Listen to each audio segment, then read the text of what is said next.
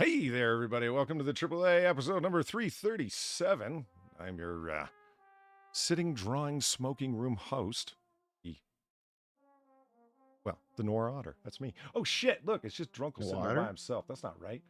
Let me just fix that. Oh, God. Is it me? Hey, everybody. Welcome to episode 337. Yeah, moved over by yourself. We'll bring in Sinatra here because he's here. Hello. Okay. Speaking of which, Sinatra, how the fuck are you?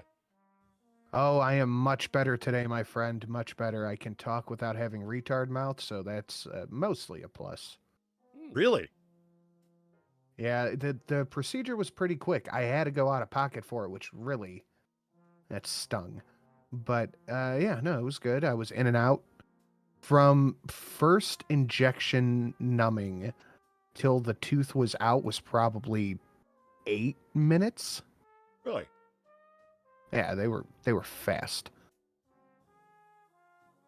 But I was like, okay, maybe we'll see if I can do a show later on in the day. I went home, I took a nap, I was done. I woke up and I was like, yeah, I don't feel like doing shit. Well,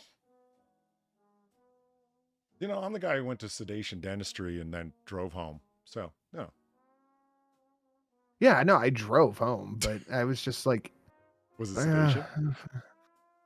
No, just a local. I have a really bad reaction with local, and I told him. I was like, look, every time I've gotten lidocaine or Novocaine, I get flush, I feel like I'm going to be sick, etc., etc. He's like, well, it's the epi. Flush. Yeah, like, I turn beet fucking red. I do have the vapors. And then you lie down on a daybed. No, it's really bad. Menopause is a bitch. It's really bad. And he's like, well, it's the epi in it, so we're going to try it without epi. And I was like, okay, we can give it a try, but it was fine. But yeah, no, not fun. Do not recommend. Not a fan. It sucks, but I feel a lot better now that it's out. I don't have any pain, just the kind of like residual little thing I take a Tylenol for. I'm Can fine. you keep your tongue off of it? No, I can't. I didn't think so. No one could. You got to keep poking it every now and again just to make sure it still really hurts. Yeah. Dude, I have such a fear of fucking it up and getting myself a dry socket that I just kind of like poke around the area. Like, huh? Still no tooth, to moisten, okay? Or what? I don't. No, just making sure that there's still no tooth there. Oh, what the hell's a dry socket? It might come back. Oh, that's when the clot falls out. Ooh. And it's just empty to the bone. Oh, God. Jesus. Yeah. Yeah, like put some like polyfiller or... No, they have to go, because I was talking to the dentist about it. I'm like, what is a dry socket anyway? He's like, it's when the area where the tooth was, the clot falls out. So it's just empty all the way down to the bone. And you have to come in and we have to cut it all back open again in order to make another clot. Yeah. So I'm very careful about what I'm doing. Fair. And as you're doing that, I know you're poking around with your tongue right now. I know you are right now. Well, something that's been there for years is no longer there. It's like you want to make sure that, you don't have like a phantom tooth. That's phantom tooth. Yeah. And I asked, I said, hey, can I keep the tooth? And the lady looked at me straight face and was like, why would you want to do that? So I matched her energy. Straight face, didn't crack a smile. Nothing. I'm proud of you, man. I'm so proud of you right now. I said, I need to see if the tooth fairy is real or not. And she just stared at me for like 10 seconds. Perfect. Like, is this perfect? Is this dude serious? Yeah. And I didn't smile. I didn't do anything. I'm just staring at her with half my face all puffed up. And then I went, she's like, okay. yeah. And everyone had a laugh, and then you went, but seriously, can I keep my own tooth, please? Yeah, no, I kept the tooth. I kept it. Good. Well, that's your property. Well, that's what that would have been my response. It's like, well, why would you want that? Are you trying to say it's yours? Yeah. Why would you want that? Exactly. What are you going to do? I do the same thing with I'm paying out of pocket. Do you want me to come in here and say I left with more teeth than I arrived with? I did the same way. I had a blood test years ago, and I said, so when can I get my blood back? And they went, no. I went, but it's mine. Like, you don't own it. It's mine. You took it from me. I made it. I know this girl that asked for an extra. She was kidding. She's getting a series of blood tests during a yearly physical that you can do through university. So she's like, God damn it, I'm paying for it. I'm paying incredible insurance rates through university. So I'm going to do aromatherapy, fucking, hot rocks yoga, whatever I can get my hands on, because God damn it, I'm paying for it. And she did the full run of everything that could be done. And yeah, yoga therapy was actually something that was covered. My God. Wow. Shit. Yeah. So she's going for the yearly physical because you can. That's pretty cool. No, it's not cool. It's a giant waste of fucking money, man. Not her money.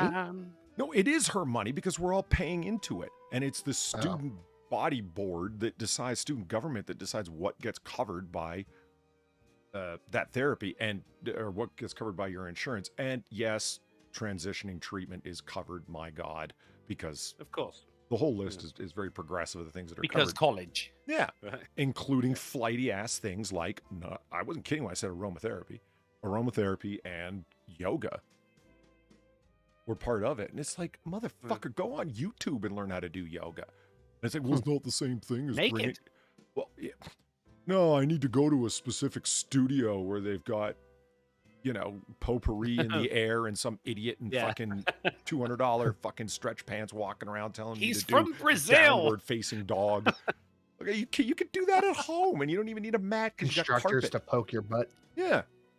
And so- That's what it is. and it's like, why are you asking all of that? You're just checking out the taints, aren't you? That's what I would be doing. I know what they're up to. Anyway, it was this same girl, and I realized just how weird she was because I thought she was like, sort of like sticking it to the man by taking advantage of everything that she could, until she told me about when she was going for her yearly physical and requested a vial of blood for her. Why not? I- Look, hey, do it here in this safe, sterile environment, or I'll do it at home and maybe give myself an infection. Yeah, well, she's getting like 8 vials of blood pulled for the full blood workup for a physical and says, hey, can I get one for me? Yeah. And she was like, incensed when she was telling me about it. She's like, and they refused. And I'm They like, refused? They refused. We're not giving you a vial of your own blood. That violates our policy of hygienic, yada, yada, yada. I don't like that because a friend of mine, he lost a bollock to cancer. God bless him. Fuck. He's all good. He's still around and everything. But yeah, he's a one-ball wonder now. And I said to him, I just went, so did you ask for your ball back? And he went, no. Why would I do that? I went, come on, mate. Bit of epoxy resin. You got yourself a really cool key ring right there. No. No? Not a key See, ring. Polly, you get me, man. She wanted to stain a wanna sculpture she put had it- made with her own blood. Okay, that's Yeah, fine. But if bit you, not a personal. key ring, if you want to put it on the shelf in your fucking living room, then okay, I could get that, but not a key ring. Yes, it's a talking point, isn't it? No, I don't. I have a black light, a little tiny black light on my key ring. You know how often I've ever talked about it? But then imagine Never. if that black light had a testicle on it. But yeah, no one's just. Okay, maybe it's different in England. Do you guys all wear lanyards or something? Because my keys Yeah, with stay in balls my around pocket. it. My keys stay in my pocket most of the time. Well, okay, you know what? It's funny because this girl wanted, because she was, I asked, what did you want the vial for? Just to have it or just to see if they did? She goes, no, I wanted to stain this little sculpture that I had made with my own blood. Just because it would turn out like dark brown as it oxidized and whatnot. I'm like, yeah, it would. It wouldn't stay one color. I don't know if anyone would ever want to touch that. She goes, good. It would deter theft. Not that anyone was going to steal true. my... Yeah, fair. All right. Yeah. I like Just- her argument. Well, yeah. And then she said, and it's not like it would require all of it. So I was going to put a little paint thinner in it to be able to spread it out because she was, art minor. She had all these ideas, and then I was going to glaze it to keep it fresh or whatever the fuck, to not have like flies swarming around it or whatever. What is it? I mean, Then I wanted a little vial of it on a necklace around my neck. Now there's a talking point when you have a vial of your own blood around your neck, which makes me think if the man were to Angelina put a Jolie. ball around his neck, that's a talking point. Ooh. Sexy Jessica Alba on the Noir Bar donations. I still haven't Love turned it. off. Not that it was a failure, because I mean, album, am I right? Everyone's happy. Donkey Punch Bandit, thank you for the $10. Friend of mine told me she didn't understand loaning. I told her that makes two of us. That's all right. I don't understand. Okay, that's why I stumbled on it. Okay, makes is M0AKES. Donkey Punch Bandit's autocorrect is fucking with him. Unquestionably. Yeah. M0AKES? I had to derive makes from that. Oh, you did a great job, though. Well, Paul. thank you. I thought it was some kind of weeb thing I didn't get for a second. And I was like, no, wait, hold on. Always default to the weeb shit. Well, when Far says something I don't get, I usually assume it's some weeb shit. Yeah.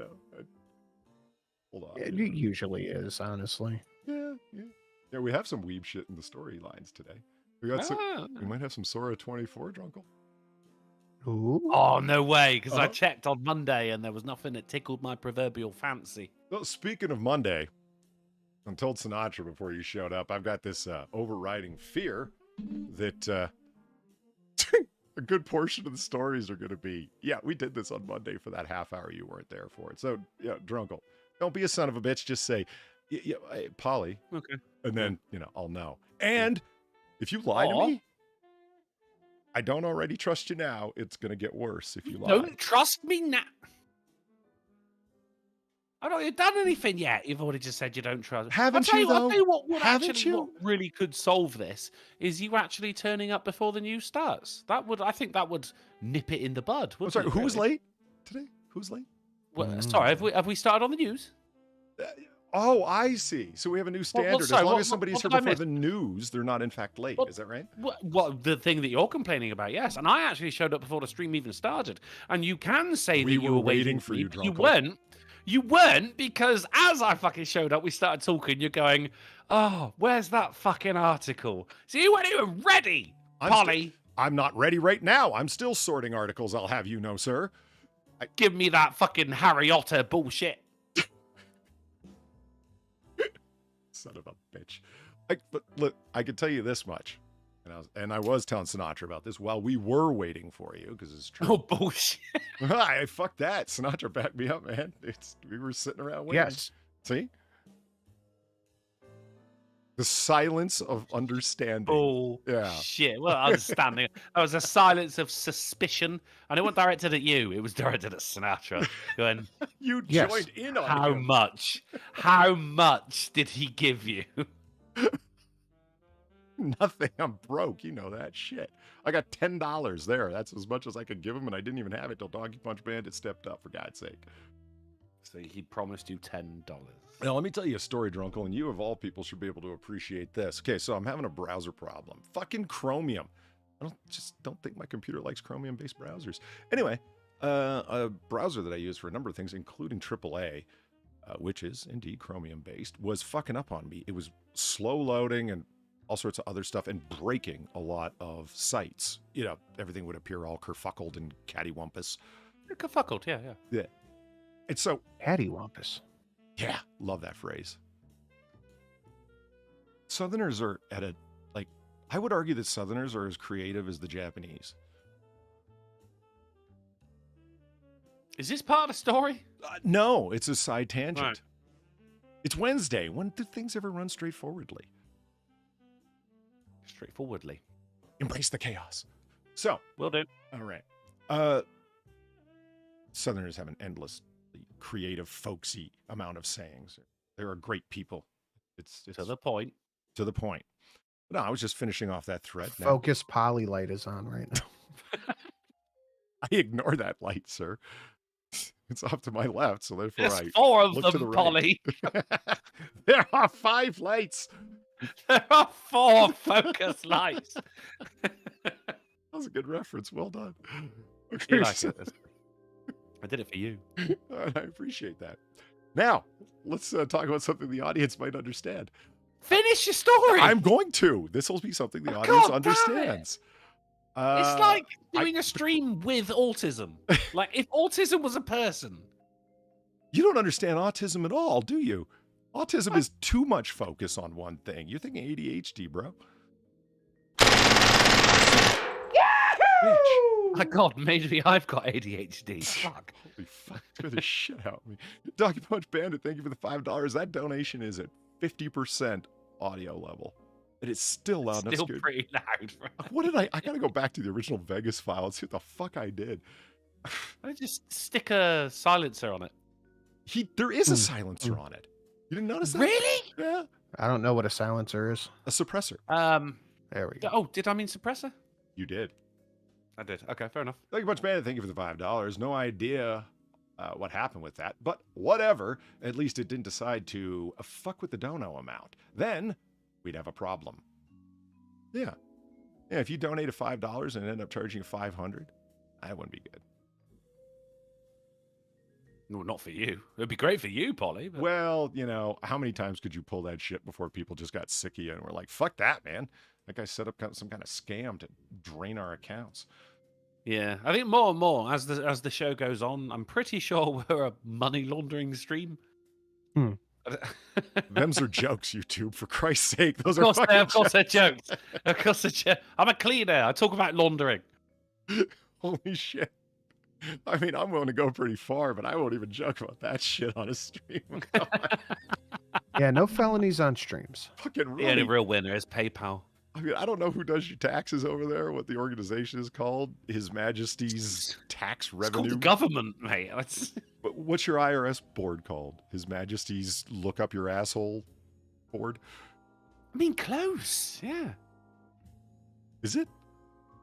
HMRC, which formerly Her Majesty's, now His Majesty's Rectal Company. Huh. Huh.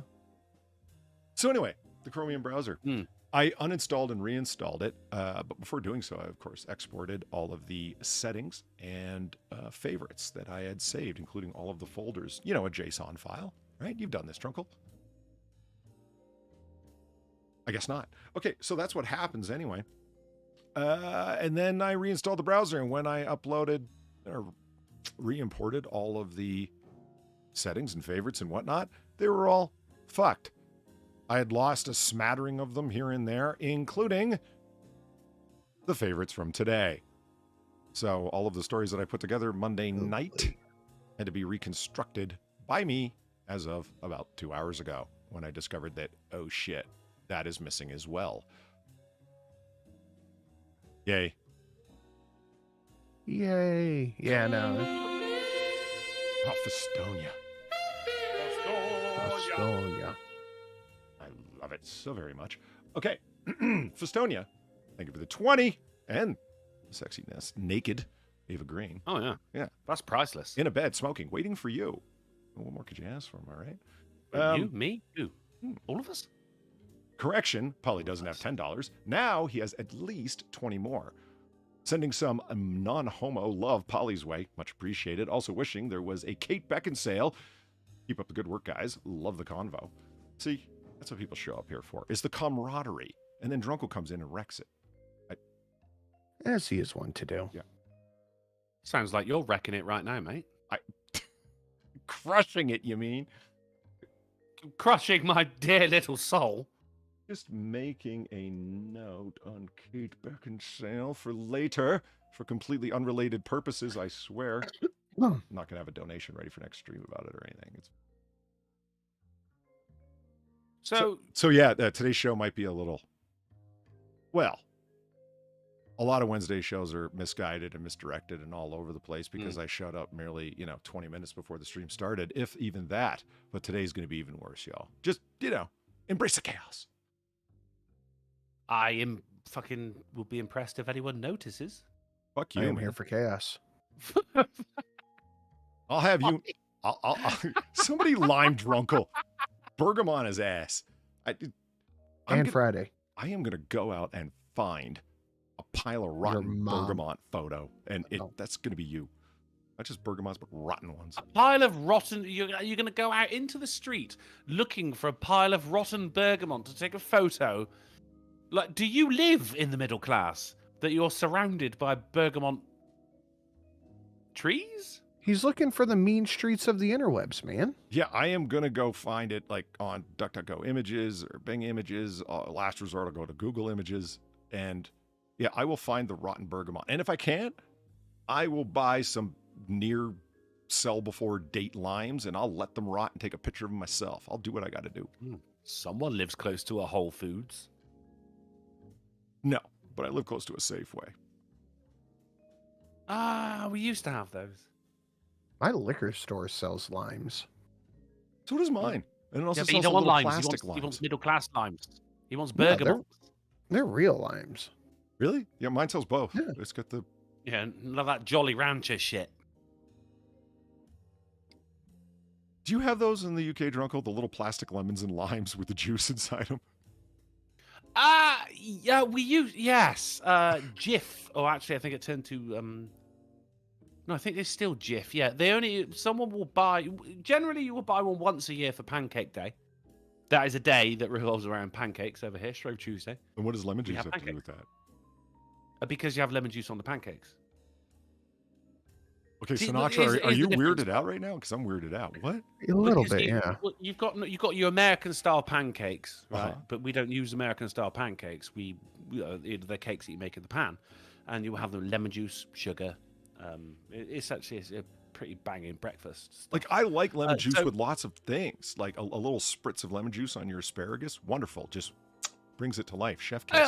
On fish, certainly. Oh on my God, fish. yeah, absolutely on Yeah, fish, yeah, especially fucking love white it. fish. That's where it belongs. Keep put Agreed. pancakes. Help me But then- understand that. It's a sweet cake in a pan. Now, why would you want to put something sour on it? I'm not. I mean, I can't talk for the population of Britain right there, buddy. It's just something that I mean, I don't really observe Pancake Day. I had the Well, we're ingredients. kind I of had- asking you to answer for Britain's crimes right here. So Well, you no, gotta you're come not. up with It's not a something. crime either, is it? He asked me about fucking plastic lemons full of lemon juice, and that is what I'm doing right here. It is a So little people bit of a will, crime. we do have them. People will fucking buy them, but once a year, and then leave them in the cupboard for the rest of the year. And then when Pancake Day rolls around again, go, oh, need some more lemon juice. But they were originally Jif lemons, but then they had to change it because Jif was also the name of a bathroom cleaning substance, and apparently. A lot of people got them mixed up. Like many Pancake Days were ruined in Not- Britain. Not a peanut butter brand. Not a peanut butter brand. No. So they changed it to Sif with a C. That's the story about that. Are you going to ask how I am, by the way, Polly? How are you, Drunkle? Teeth in tip-top condition. Thank you very much. A bit pissed off about the... I've seen too many Union flags recently.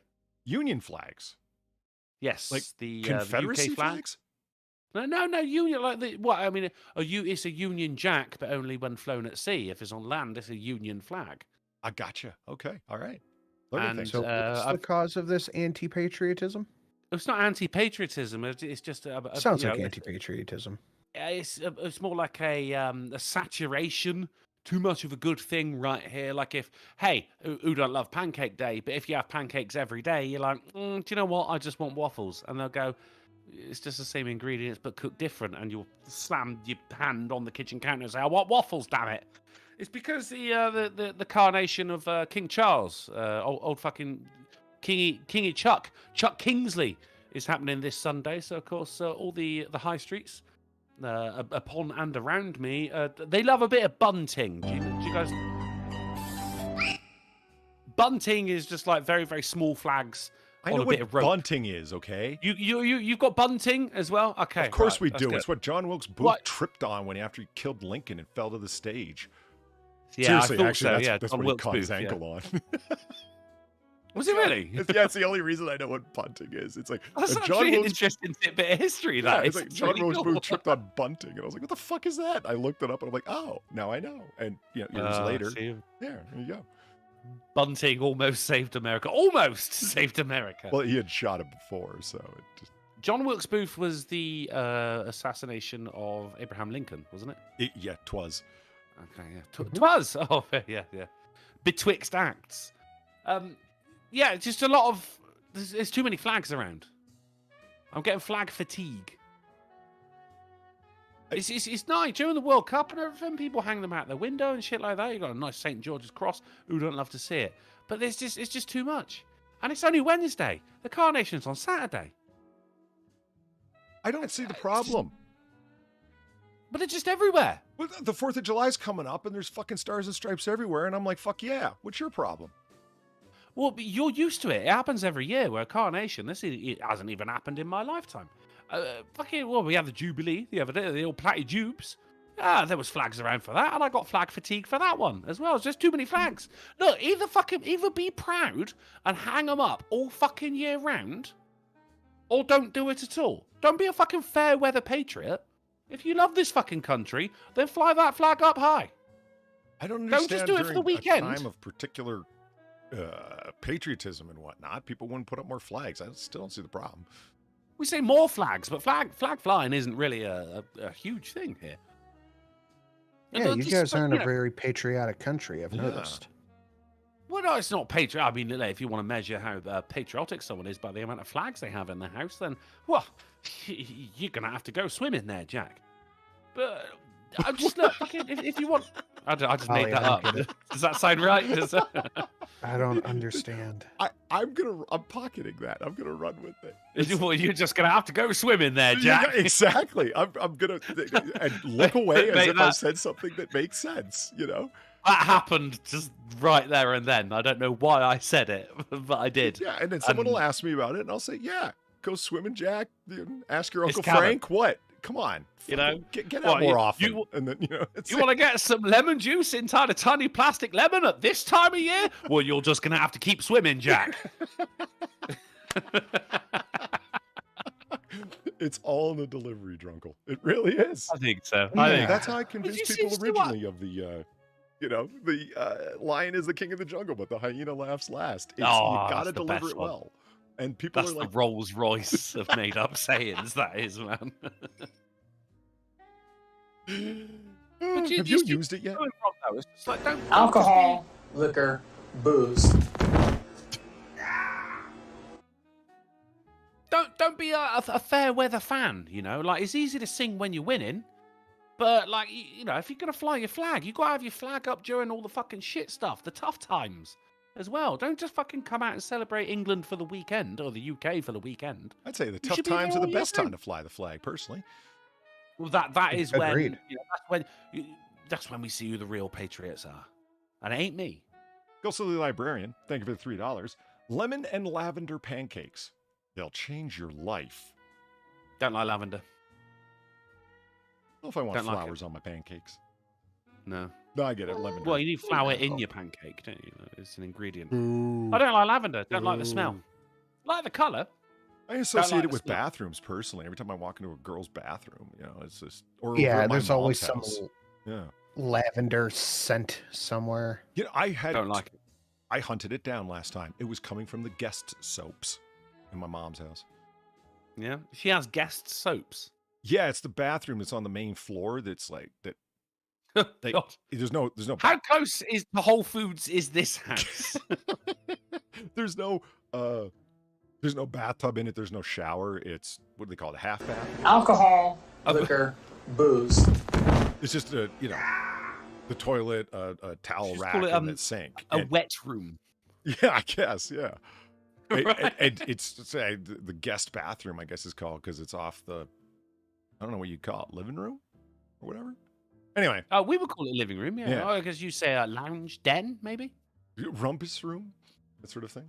Rumpus room? Yeah, I don't know how to distinguish these things. Yeah, that's where we rump. Yeah, there's the great room. I don't understand. People say, like, oh, yeah, just put that in the great room. And I'm like, so looking around for the gilded cage, The best room, obviously. Yeah. That was one of the best lines from The Sopranos. Sinatra, remember when Johnny Sack moved to New Jersey and he was having a house built? As he's showing Tony around, you just kind of hear in the background as he's off camera, and he goes, and this is the great room. You ask me, it's pretty mediocre.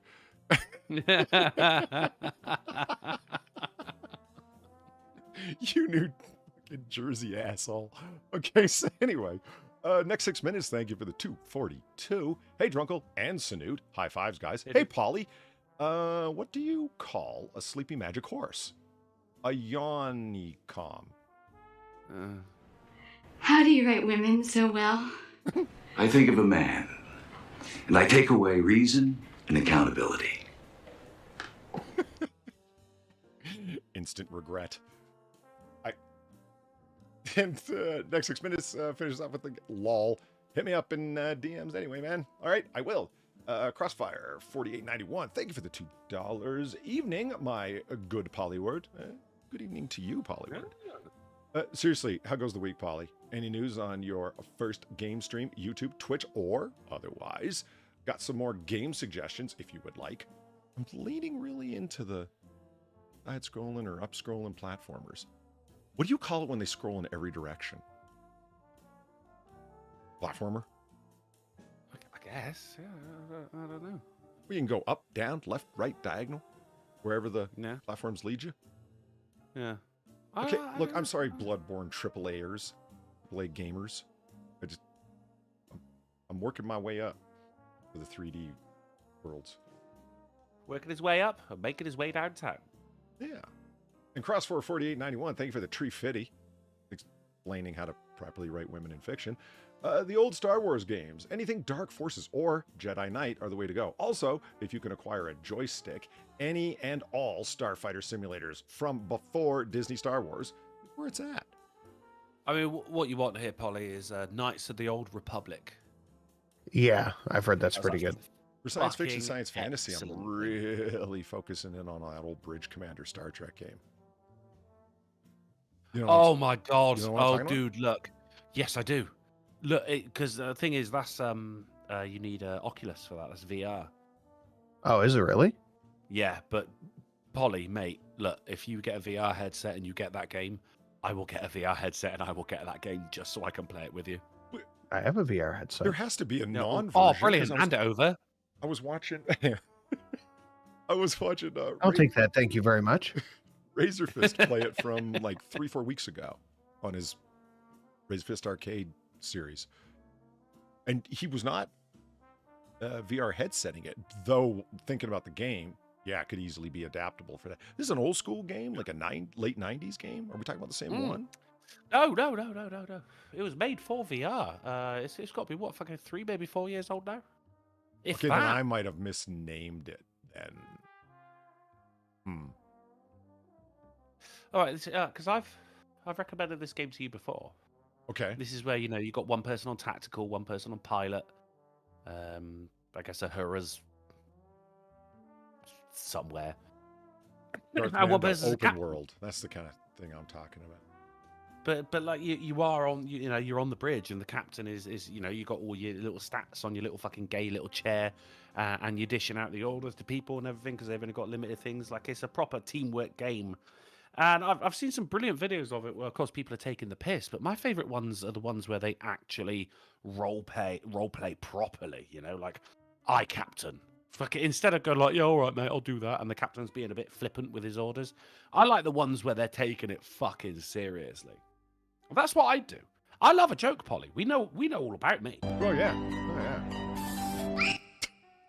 I do love a good But with joke. that game, I would be full on fucking Starfleet, baby. I was not taught to be flippant in the academy. Game I'm talking about is a little pixely because it's an older game, and you are first-person perspective from the captain. So you're sitting in the captain's chair, you're looking towards the view screen, and you're constantly turning to your first officer off to your right and giving orders and whatever, and then you end up getting assigned to different ships. And it was the asshole, what are the blue-faced morons called? Bolians. Your Bolian chief engineer. You turn around to him and tell him to like increase power or whatever. Does this sound like a familiar game at all to you? I mean, yeah, it sounds like British Alcohol, liquor, booze. Maybe it's just pixely because your PC's shit. I was watching Razor Fist play it, and then I went over to GOG, and there it was. Yeah. By the Send way, me a come be link. my friend over on GOG. I currently only have one friend over on GOG. I'll be a friend on GOG. Send me a link to the thing. I'll have a look. All right. Fuckle Snuck. Thank you for the $3. top 3 names up there with Fucktard 5 and Fuckle Snuck is there, and I'm trying to remember the other Yes, yeah. Love it. Thank you for the $3, Fuckle Snuck. If you're looking for good Star Wars games, I recommend Republic Commando, a tactical shooter, and Empire at War. and RTS with an active modding scene. Hmm. So what do you guys think about Jedi Academy? That's what it's called, right? Jedi whatever? Jedi Dojo or whatever? Jedi Dojo. Well, yeah. So it's I was Japanese muted and Star talking. Wars. I haven't played a Star Wars game since Battlefront. I mean, the reason I which know about it is Battlefront? because everyone's talking about how that fucked up it is. That it's the port to PC especially is pretty bad, I guess. I don't know. I was listening to different people talking about it. Charlie, that Moist Critical, was really going off about it, how bad it was. I didn't play it on PC. I played it on like PlayStation 2. So that was we're going old The school orig- Battlefront. Yeah, right? the original. But that's the last Star Wars game I played. I I think. mean, that was a fucking banger of a no, game. Even better. I tried Battlefront Battlefront 2 when it first came out on like, what was it? Not Epic. What's the other launcher? There's Bryce with Star Trek That Bridge Commander. Battlefield's on. That sounds about right. The game I'm talking about, and Bryce would know for God's sake. So yeah, if anyone would. But the original thing is, they're saying like Battlefront 1 and 2, and you know, for Xbox original, PlayStation 2, were fucking excellent games. It was LAN capabilities for it as well, and split screen. And then they released Battlefront again and just pretended the Battlefront 1 and 2 didn't exist. And I'm sat there just going like, fucking EA is gaslighting me right now. I Yeah. know they existed. Why are you re-releasing a game? It should be Battlefront 3, for fuck's sake. Yeah, chat's right. It was on Origin. I played it on Origin. Origin. I don't remember playing it that much, but that's Origin the last is- one I played. Origin is EA though, isn't it? Yeah. Yeah. You tell Steve Dave, Excellent games. Thank you for the $2. Just take the extra penny. Your $1 has Pavloved me into laughing at it and all the Star Wars fiasco. Oh, and fix the fucking ratio, chat. Yeah, fix it, fuckers. Under 100 likes does not a ratio make, you fucking dipshits. Like, if you are so willing and so inclined, please feel free to lightly tap the like button. It would be greatly appreciated. Or Steve Dave will tell you in less polite terms. So, you got that to look forward to. The hell's an That's Origin? It It's means a the launcher beginning of for something. EA. Ah, okay. Oh, right. I have learned to hate launchers. I really have. Good. Yeah. You're catching up. They are. Have you ever thought about which game to play and you're looking at the games that you have and you're like, no, fuck. You're like, oh, I want to play that. No, fuck that launcher. And you play something else? I've done that.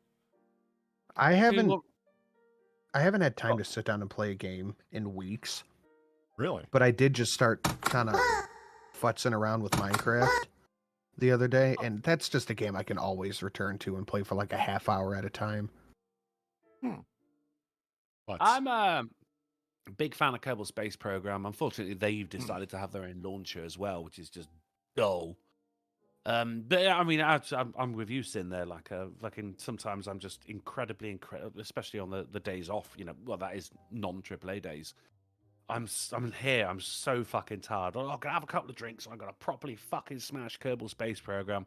I'll do one launch, and it takes about a half hour anyway, and then it lands, and I go, right, good job, everyone. Good night.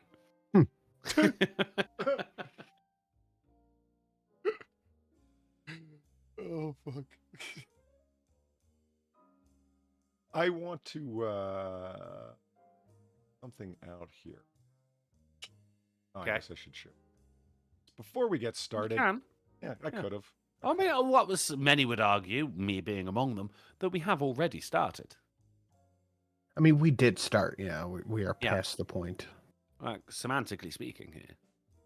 Don't get semantical with me, sir. Oh, I'm semanting right now. So I've answered the Well, question. I, for one, am myself. anti-semantic. Nice. So I Yeah, did answer well- the question for myself, Sinatra. Here they are, British pancakes. So they're flat and they're low, and they do indeed squeeze lemon juice on them. Isn't that Mhm. weird? Yeah, what, you didn't believe me? I failed to understand it to the point where I thought there must be more to the story. No, y'all are just weird. No, there's not. I would have, if there were more, I would have given you more, but there's not more. Oh, I believe you now. I mean, look at this shit. No, you didn't believe me in the first place. That's the issue here. This isn't a matter of pancakes and lemon juice. This is a matter of trust. But we've already established that. a lack of thereof. Mhm. Yeah, and that is, I'm beginning to fathom that this is actually down to you as opposed to down to me. You're just an untrustworthy, an untrusting soul. It's not that I'm untrustworthy. It's just that someone hurt you. I don't I deny think that I there's have trust column issues. A, When did I column deny B that? there. I think at one point, someone with a British accent told you something, and it made you look a damn fool in front. I of know a one lot of time people. someone with a British accent yelled at us because we asked if it snowed in England. I have never gotten over that. No, it seems neither of you have. I gotten still over awake that. in cold sweats. Stop yelling! It just. Yeah. The real question, goddammit. Well, it's not. It wasn't a. It was a fucking stupid question. It was and you should all not. feel bad. It was. Clearly, we meant the South. Alcohol, The channel. liquor, booze. That's how I sound when I wake up in the morning. Hmm. Mine's closer to tears than that. Yeah, I'm like Butters. The only Fall difference asleep to the between- sound of my own screams and wake up to the sound of my own screams. Morning and morning both involve crying for me. You tell Steve Dave, thank you for the buck. I would recommend Battlefront 2 from 05. Older, sure, but you get a very entertaining story. I believe that. I've watched people play Battlefront. Looks like a fun game. Shadowclaw, thank you for the Don't 2 listen to bucks. Steve Dave. He's bad at bowling. Well, anyone who can't bowl. I understand where you're coming from. Shadowclaw, thank you for the $2. Ooh, Polly. I got GOG too. I could be your friend. Lol. Ugh. No, not now. We're looking at sea otters. 6 of them here. We're looking at sea otters.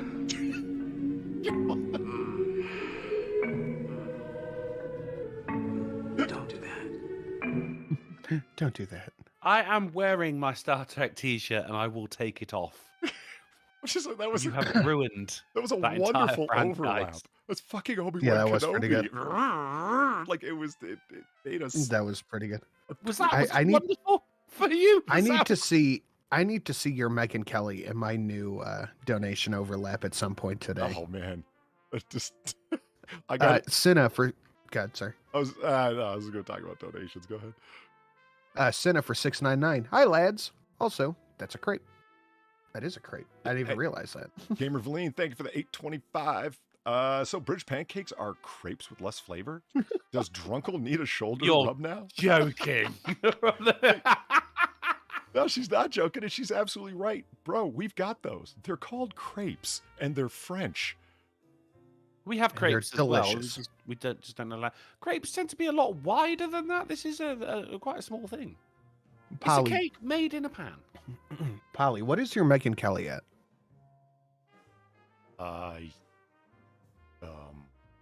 $3.25. Is it?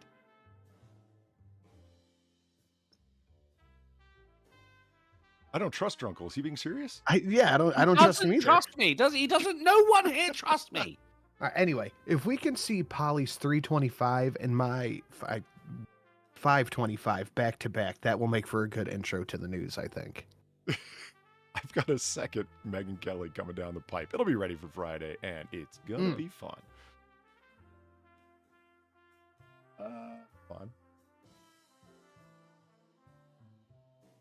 A son of a jackal.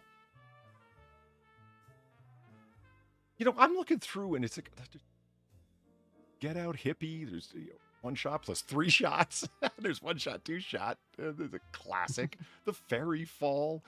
Somebody, and then of course Pennywise Rubdown. Do Drunkle love needs the a rub. Pennywise Rubdown. Oh well, who I do doesn't? I don't. There's Goodfellow Otter. Oh man, that took a long time to line up. That, Anyway. that one I do like. I dare say I love. Lots of fun ones there. Have a good What night, the fuck are TC. you looking at? Yeah, what the fuck? Jumps over the tabletop at him. Fucking wonderful. All right, would you guys like to start snooze? Yes. Let's go. yeah. I mean, sure, we're getting into it a little bit early, but that's okay. Oh, yeah, no, early. Oh, okay. Would you like to take a guess at how long it took us to start the snooze on Well, you just Norbon? want to squeeze some lemon juice on the wound. Only after salting it. Salty, lemony, they go together. They do not. All right. Unless on a fish. Let's do this thing. And I would ask for some understanding. I realize I'm asking for understanding from the wrong lot. Talking about you, Drunkle. But yeah, these things are going to be out of order because they had to be reconstructed in a rush and a hurry. But hey, the show must go on, so we're going to do what we need to do. You understand what I'm talking about, Drunkle. You've improvised on stage. It's the way that it goes. It's just nice that you're talking about me. So first of all, fuck you, New York Times, for suggesting there was anything sinister or homophobic about what we said. So you can pound sand. Fuck yourself. That's the first thing I want to say tonight. Perfect. Oh, man, That I also was- thought 325, motherfucker. I don't know how you two timed that out. It was great. She started That was talking Valine. out of It was nowhere. just the same person, dude. It was Kama Levine. Well, I don't. Hey, to hit them both and have fucking Streamlabs actually come through. Look, I could see who came up because it was underneath. It was great. It was 325. No one believed me.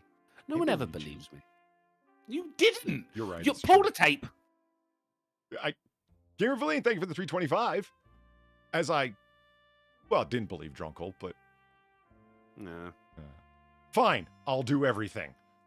That's Valine for the 525 said slackers. Thank you. Yes, but do indeed fuck the New York Times and Media Matters. Oh, fuck them both. fuck yes. New York Times pretending that through their own research and reporting and gumshoeing it around the city and rustling up the leads, and they're doing all of this. Rush Limbaughing. Yeah. I mean, pulling information also from secret sources and whatnot. And it's like, the New York Times has obtained video of Tucker Carlson. It was sent to you from Fox. Just admit it. shout out to Polly for using the word gumshoeing. I am a fan of I Detective fucking Noir love it, novels, mate. so Love it's- it. That's old school. You think it's acting like you're a red hot dick. That's not a classic saying from. It is a classic saying. D- The dick hot is there, dick was a yes, but- detective. I don't think that particular series of words has ever been put together. Well, maybe not red hot, but like I mean, on lukewarm. dick. occasion it'll say you're a terrible dick or what you think you're a dick and whatnot, and you get a giggle out of it, but I got something attached to my shoes. It's a dick. I mean, Dick on my shoes.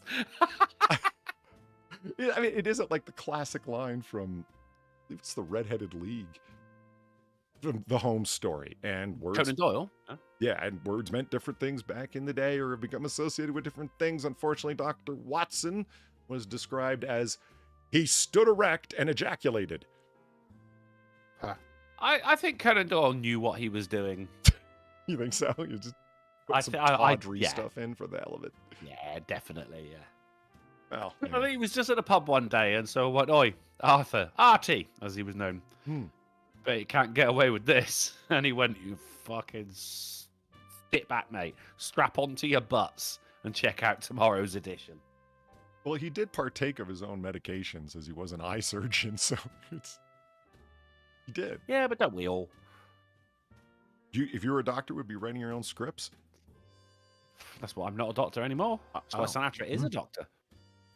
Yeah, I'm not Yeah. saying this or that about Yeah, my it's time true. as an EMT. I mean, all of the medications were accounted for as the paperwork indicated. I do have my own prescription pad. That's good. Okay. Good. The first part of a felony. Have you used it to commit the second part? Well, how is having his own prescription? That's just what doctors have. It is, but as soon as you try and go to a pharmacy with one, that's where the problems start. No, live, I so- have written prescriptions on it, but it was for like boobs. It was for boobs? Yeah. Oh, so right, what you're saying is Shelley didn't get you a birthday present and instead gave you some homemade coupons. No, I have a prescription pad, and I wrote, "You have to show the doctor your tits" or something like that, and I would hand it So out. first of all, fuck you, New York Times, for suggesting there was anything sinister or homophobic about what we said. So you can pound sand. Cult of Krill. Thank you for the 325. Fox leaks more. Excuse me. The Fox leaks make me like Tucker all the more. Bro, you're not the only. And everyone else too. Sinatra and I were talking about this before we went live. the Tucker leaks have made him look fantastic, relatable, normal. Yeah. One of the people, even though he's independently wealthy. How a Swanson ended up being a street level dude, I don't know, but it makes Tucker look fucking fantastic. All of the leaks. And that's what, like, even leftists are like, this is what you got? This is all you have? Yeah, it is. I've never seen his wife, but I'm sure she's yummy. Ooh. What, did a ghost just wander on the stream? What the No, fuck but was I mean, that? like, ooh, that's frightening. They're really going to, separate Tucker from his audience. He's talking about he has no idea in one clip, for those of you who haven't seen him. I mean, I've got the clips, but I'm going to I decided Sinatra let him have a heyday on Friday, and I won't play in his backyard, is what I figured.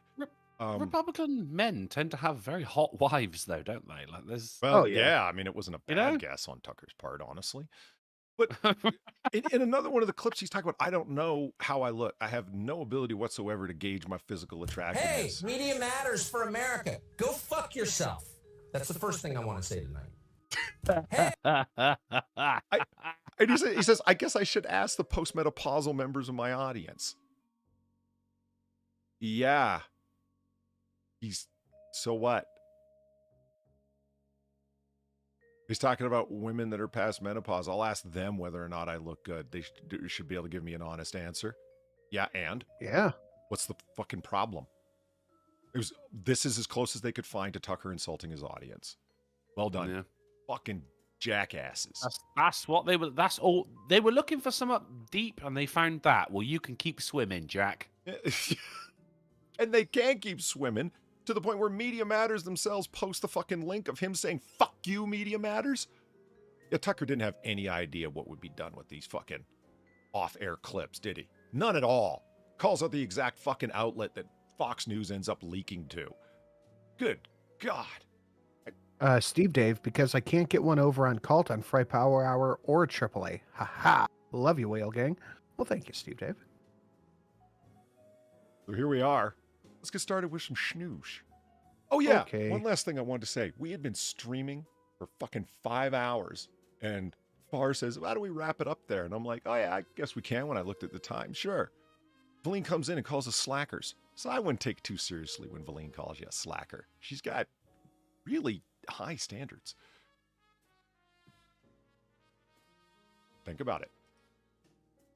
Okay, so moving on. Soldier shoots dead politician. He was guarding.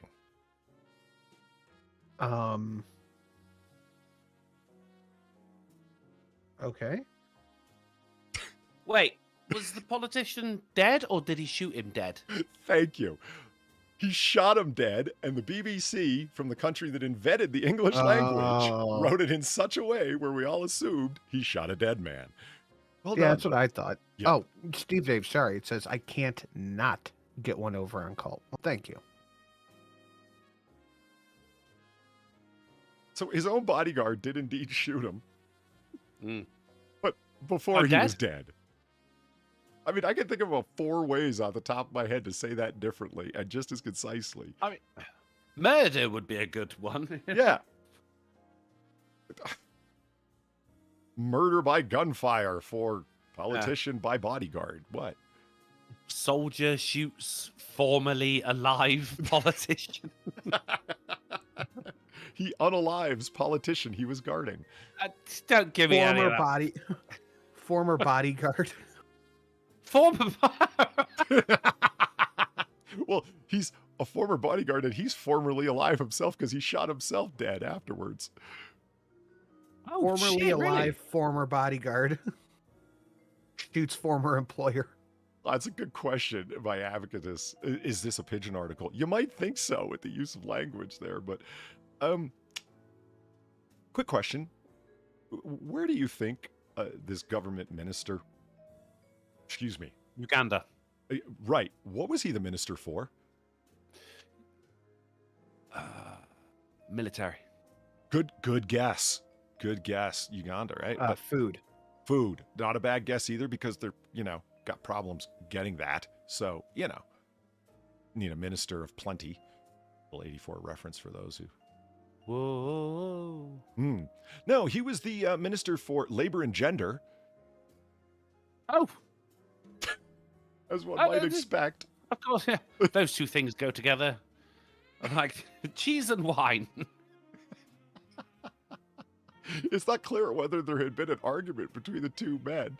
He was assigned to the minister's security detail 1 month ago. Before he took his own life, some eyewitnesses said that he saw the man walking around the neighborhood and shooting in the air. All right. It's Okay. Uganda, mate. That just means someone's on their way to work.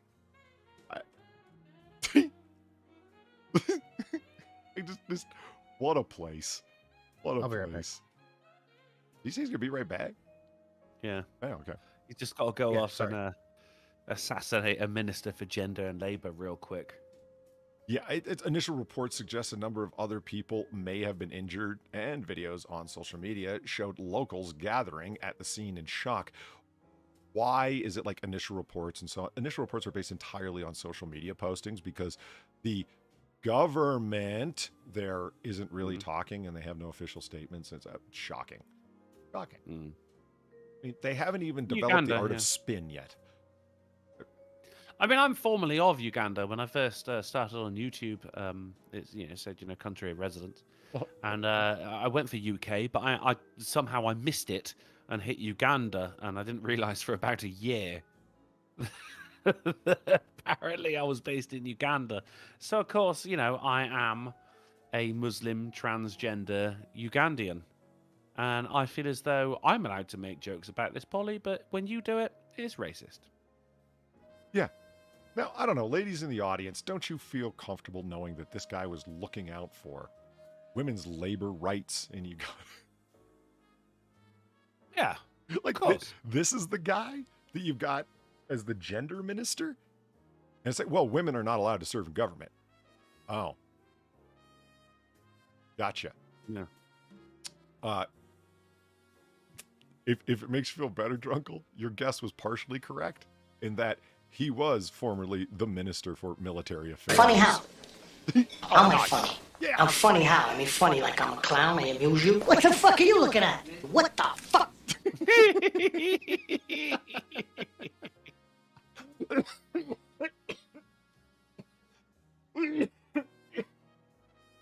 Excuse me.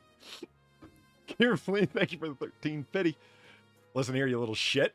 I will call into work just to actually the fuck out of you. I have plenty of time to do it. I called chat slackers because you, even again, mommy has to do everything.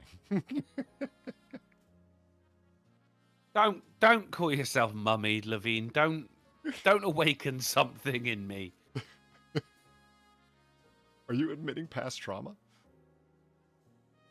I'm looking forward to future trauma. Moving along. I personally sympathize with this article. I was hungry. College student eats $120,000 banana of art off museum wall for breakfast. Now, I see because I saw a lot of these articles about this on Monday. However, I'm telling you, this happened about 2 years ago, man. I'm telling you. Again. Yeah. No, not again. This is the same thing. It was the banana taped to the wall, and it was like a fucking ridiculously expensive. And I think Sinatra, when he gets back, he'll remember this because we covered this on either the fucking AAA or the GPP. I can't remember which. They all merge into the same fucking timeline, and then someone just grabbed it and fucking ate it. I'm telling. Is this an article about something that happened in fucking 2020? No, sir. This is a current article that happened as of May 1st. But what year? 2023. But this, I'm telling you, this already happened. Yeah, Drunkle, and when I grew up, it was FRUIT loops. Okay? We're being pushed from Yeah, I timeline to remember- timeline. The Great Merge is occurring. It was WWF. WWE. By the way, Backlash this Saturday, guys. Who's looking forward to that? No, I'm telling you, there was already an artist. Someone just fucking grabbed it and ate it. That happened, man. I can absolutely believe it because Cartographer in the chat says Drunkle's the one who brought it up back then too. Cartographer remembers. Well, keeping in mind that to keep a banana the banana artwork fresh, it switched out with a new piece of yellow fruit whenever necessary. So following the snack attack incident, all the museum did was replace the eaten artwork, showing what an incredibly crappy piece of artwork it is when you can just... No. Why didn't you... That's wrong, isn't it? Look, why don't you dip the thing in some glaze so it's just one piece of fruit constantly? If you can replace it at will at any old fucking time. When asked why he ate the banana, the student simply answered, because I was hungry. Now, look, I've been that hungry in university. Yeah, I'd eat art. You're low on potassium, your hands are shaking. Yeah, I get you. I mean, I've touched art. But I'd sure as fuck eat it. I've touched art as well. I was told also, they went, don't touch the art. And I went, okay.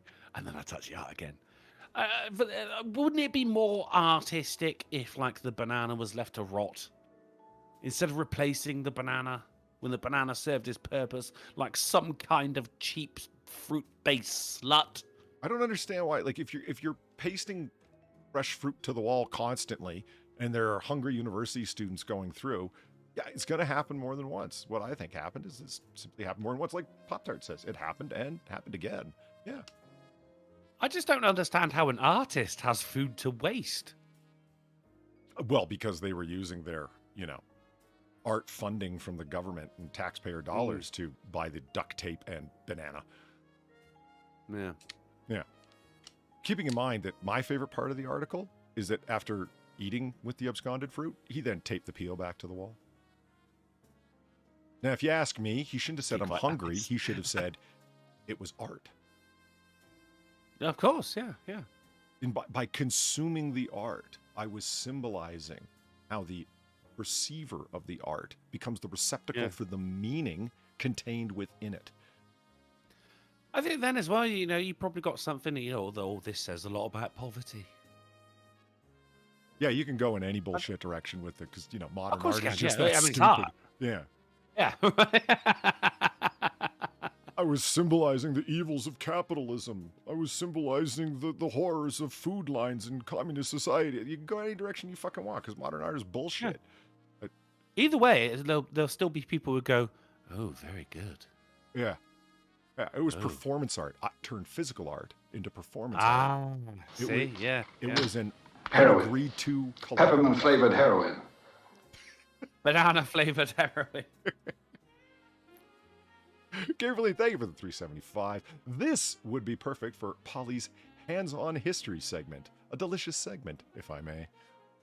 You guys got to stop tempting me with that. I will go touch art nationwide and make a video series out of it. I'll do it. Do you guys have art over there? We do. We do. We get it on loan from places that have artists. Ah, yeah. I mean, we stole ours, but yeah, fair enough. I'll show up at the British Museum and touch mummies. A little bit of art. Well, no, I say we stole it. We won it. It's ours. We won it. Yeah, those are spoils. That's fine. Yeah, I think so. And you know what? I don't think spoils is stealing. One of the greatest claims, in history is come and get it. Whether it be Leonidas with his spears and shields, whether it be... He did say that! He did say that! It's such a cool quote! Whether it be the brave farm boys with their muskets when told to lay down their muskets by the British commander on the road to Concord. Is it lay down your muskets, you damn rebels? Come and get them! I mean, brilliant. Yes. Fucking amazing. So there it is. It's like, we want our marbles back. Come and get them. You gotta win them. Leonidas was such a fucking lad, mate. The Battle of Thermopylae was just chock full of fucking sassy one-liners. It was so cool. And dramatized excellently by the greatest comic book creator of all time, Frank Miller. But even then, with the Persians say, we'll fire so many arrows that will block out the sun, Leonidas says, then we will fight in the shade. That actually fucking happened. What a lad. Yeah. Fucking brilliant. Yeah. I mean, we're going to go down in history. Well, Polly, you're going to go down in history as from now on. They will be known as Pollywords.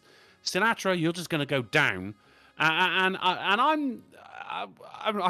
can't even stay afloat for God's sake. But they're fucking King Leonidas way back. The Spartans, Battle of Thermopylae, got a fucking brilliant comic book, a mediocre movie, and a terrible sequel. And who was his wife? Gorgo, Queen Gorgo.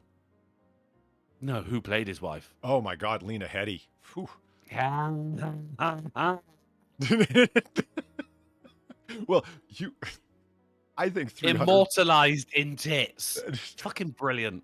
I honestly think that, and the best CGI, especially in 300 Rise of an Empire, was covering up all of Lena Headey's tattoos.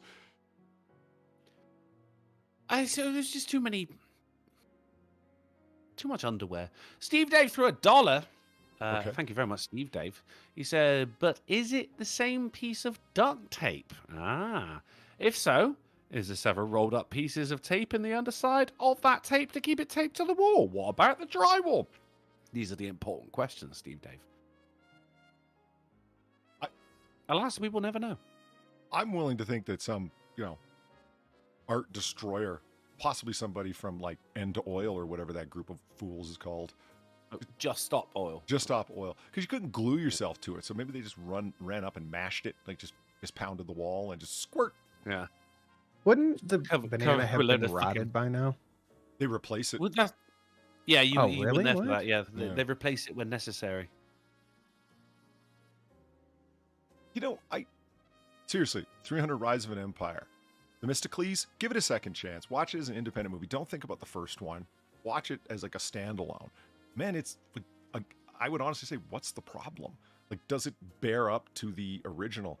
Like, if anything, there's an actual story arc. Like this to turn what is a relatively short graphic novel into a full-length movie, it's difficult. There isn't much story there. The story is consistently they resist the Persians. Don't get me wrong, I liked it. It was a lot of fun. Graphically, it's a very fun movie to watch, especially if you know the graphic novel, because it's just bringing it to life. Again, 300 Rise of an Empire. Nothing wrong with it at all, in my opinion. No, but you got to take it with a pinch of salt, though. You can't look. It's not a documentary. Oh, 100%. 100%, yes. You know? Yeah. It is. And that's what I don't like. A lot of people just go, well, that's historically inaccurate, isn't it? So first of all, fuck you, New York Times, for suggesting there was anything sinister or homophobic about what we said. So you can pound sand. There's nothing sinister or homophobic about what we do here. Nothing. No. Pound sand, you bastards. Gamer Valine, thank you for the 325. Drunkle had a poly moment on Twitch during Jackbox. I saw that clip that he is ignoring. Did you have a poly moment?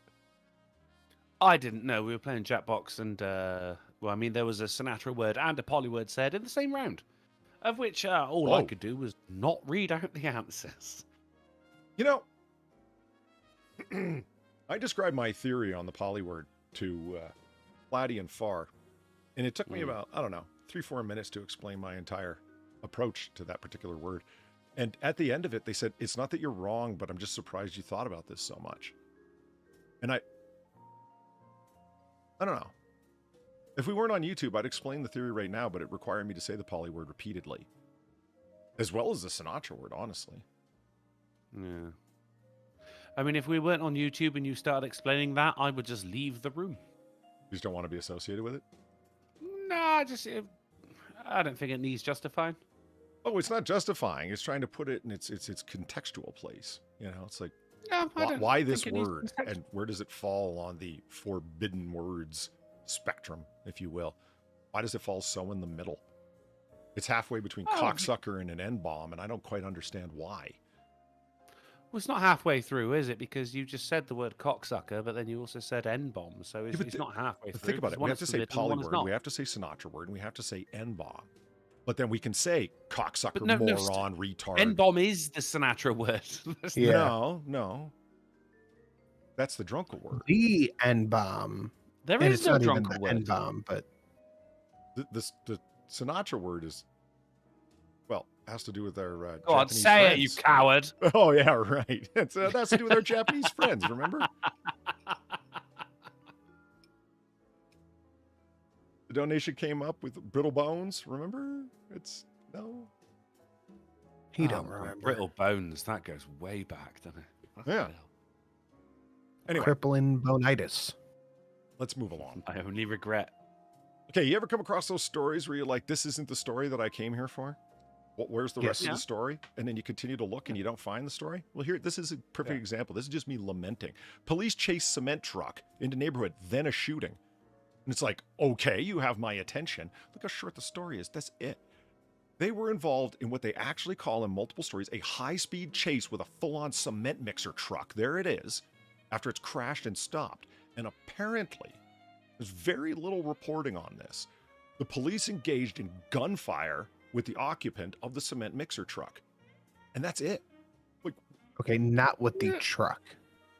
That's right. No. It's not like when an SUV was responsible for so many deaths. At no point did he just like do the James Bond thing of like, release the cement during the chase. I never thought of that. It could be like old school Spy Hunter with the oil slick. Just drop some cement on the road and watch him spin off into the ditch or whatever. Yeah. Huh. I did. And yeah, I know. Police chase cement truck and then, into a neighborhood. Period. Then a shooting. Period. Like, really? And that's the end. Yeah. Anyone die? Because they actually have nothing more to say about it. There is no more news. Because the story's not set in stone. Ooh. Oh, come on.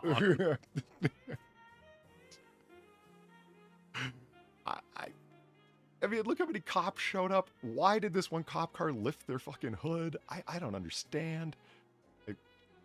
There's crashes. What's going on with that? Well, there's crashes that have occurred. See how this vehicle slammed into that one, which I think knocked open the front hood? See, the front of this SUV's all crushed. Yeah, you don't want to fuck with one of these. I mean, these are basically like a civilian tanks. This is what I'm saying. What a fascinating story. Notice how the front tire is also ripped. Well, the front tire, the rear portion, is ripped right off. Some amazing things happened. Did they spike belt this fucking thing? I want to know more. This guy got the kill. A lot of questions. Yeah. We need some concrete evidence. Fucking Drunkle. I'll keep chipping away.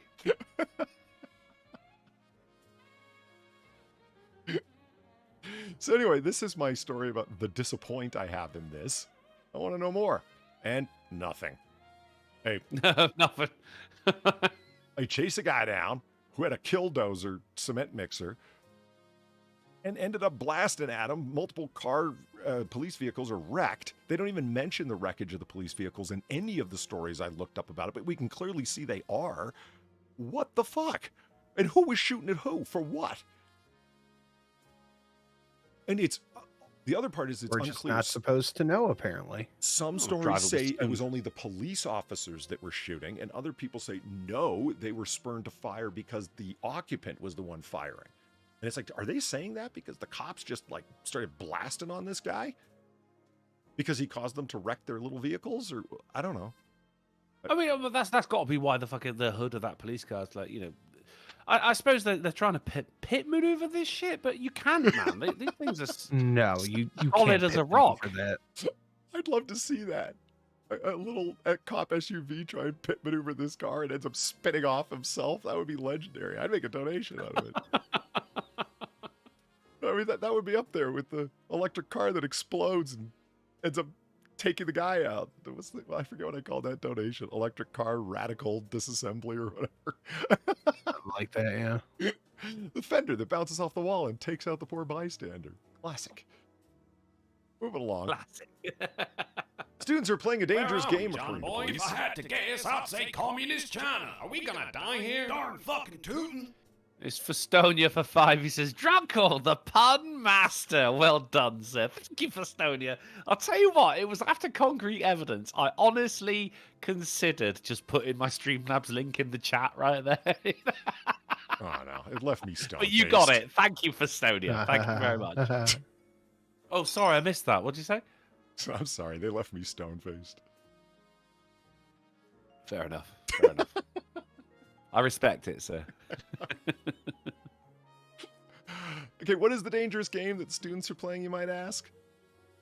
I do. What is the game? They're shooting each other with water guns. Is that a dangerous game? See, that's the question. Why is it dangerous? Because the cops might show up and shoot them. But Who wrote this? Water guns For what? like brightly coloured. They're clearly not. This is Pittsburgh local news, okay? The cops are saying don't run around and play a game that these guys call Assassins. The game is called Assassins, according to officials. They're assigned targets to eliminate each week. And yeah, you got to like find the guy and water him. Like hit them with water stream. No fun allowed. Yeah. That's what, Because- that's what Yeah, I'm hearing. Police say the game is Yeah. likely to occur outside of school hours. The fuckers. They are specifically requested, and on their Facebook groups where they like organize the teams and whatnot, you are restricted from going on school grounds because they don't want, active shooter or whatever, because police are a little trigger happy. This whole article just fucking reads like, we are the police, we are trigger happy. Anybody who's playing a fucking game with a brightly colored water gun, we will fire on them. Jesus fuck Christ. Water beats fire. Well, the game itself is innocent in nature, or designed to be innocent in nature. It's only as good as the kids that follow the rules, Coghill says. Yeah, you can find out So Coghill. we expect- One kid's just went, oh, do you know what? We're going to up the stakes and play with acid. Think about how the euphemisms and the I don't want to say what I really mean here. Coghill said the problem is students don't realize they're putting themselves in danger and there are concerns that someone is going to get seriously hurt. By water? No. By police firearms. He just doesn't want to say it. Yeah, what the fuck, man? Jesus Christ. It's, how about a little bit of selective fire? I mean, I'm not going to claim that a sport like IPSC and IDPA or USPSA, that I do both of them, are anywhere near realistic training What or are combat those? training. Sorry. The International Practical Shooting Confederation is IPSC and IDPA is International Defense of Pistol Association. So it's running American bullshit. running gun gaming, right? You're on a timer, you run, you shoot at silhouettes, and they place one silhouette that's blacked out in front of another silhouette that's only half visible.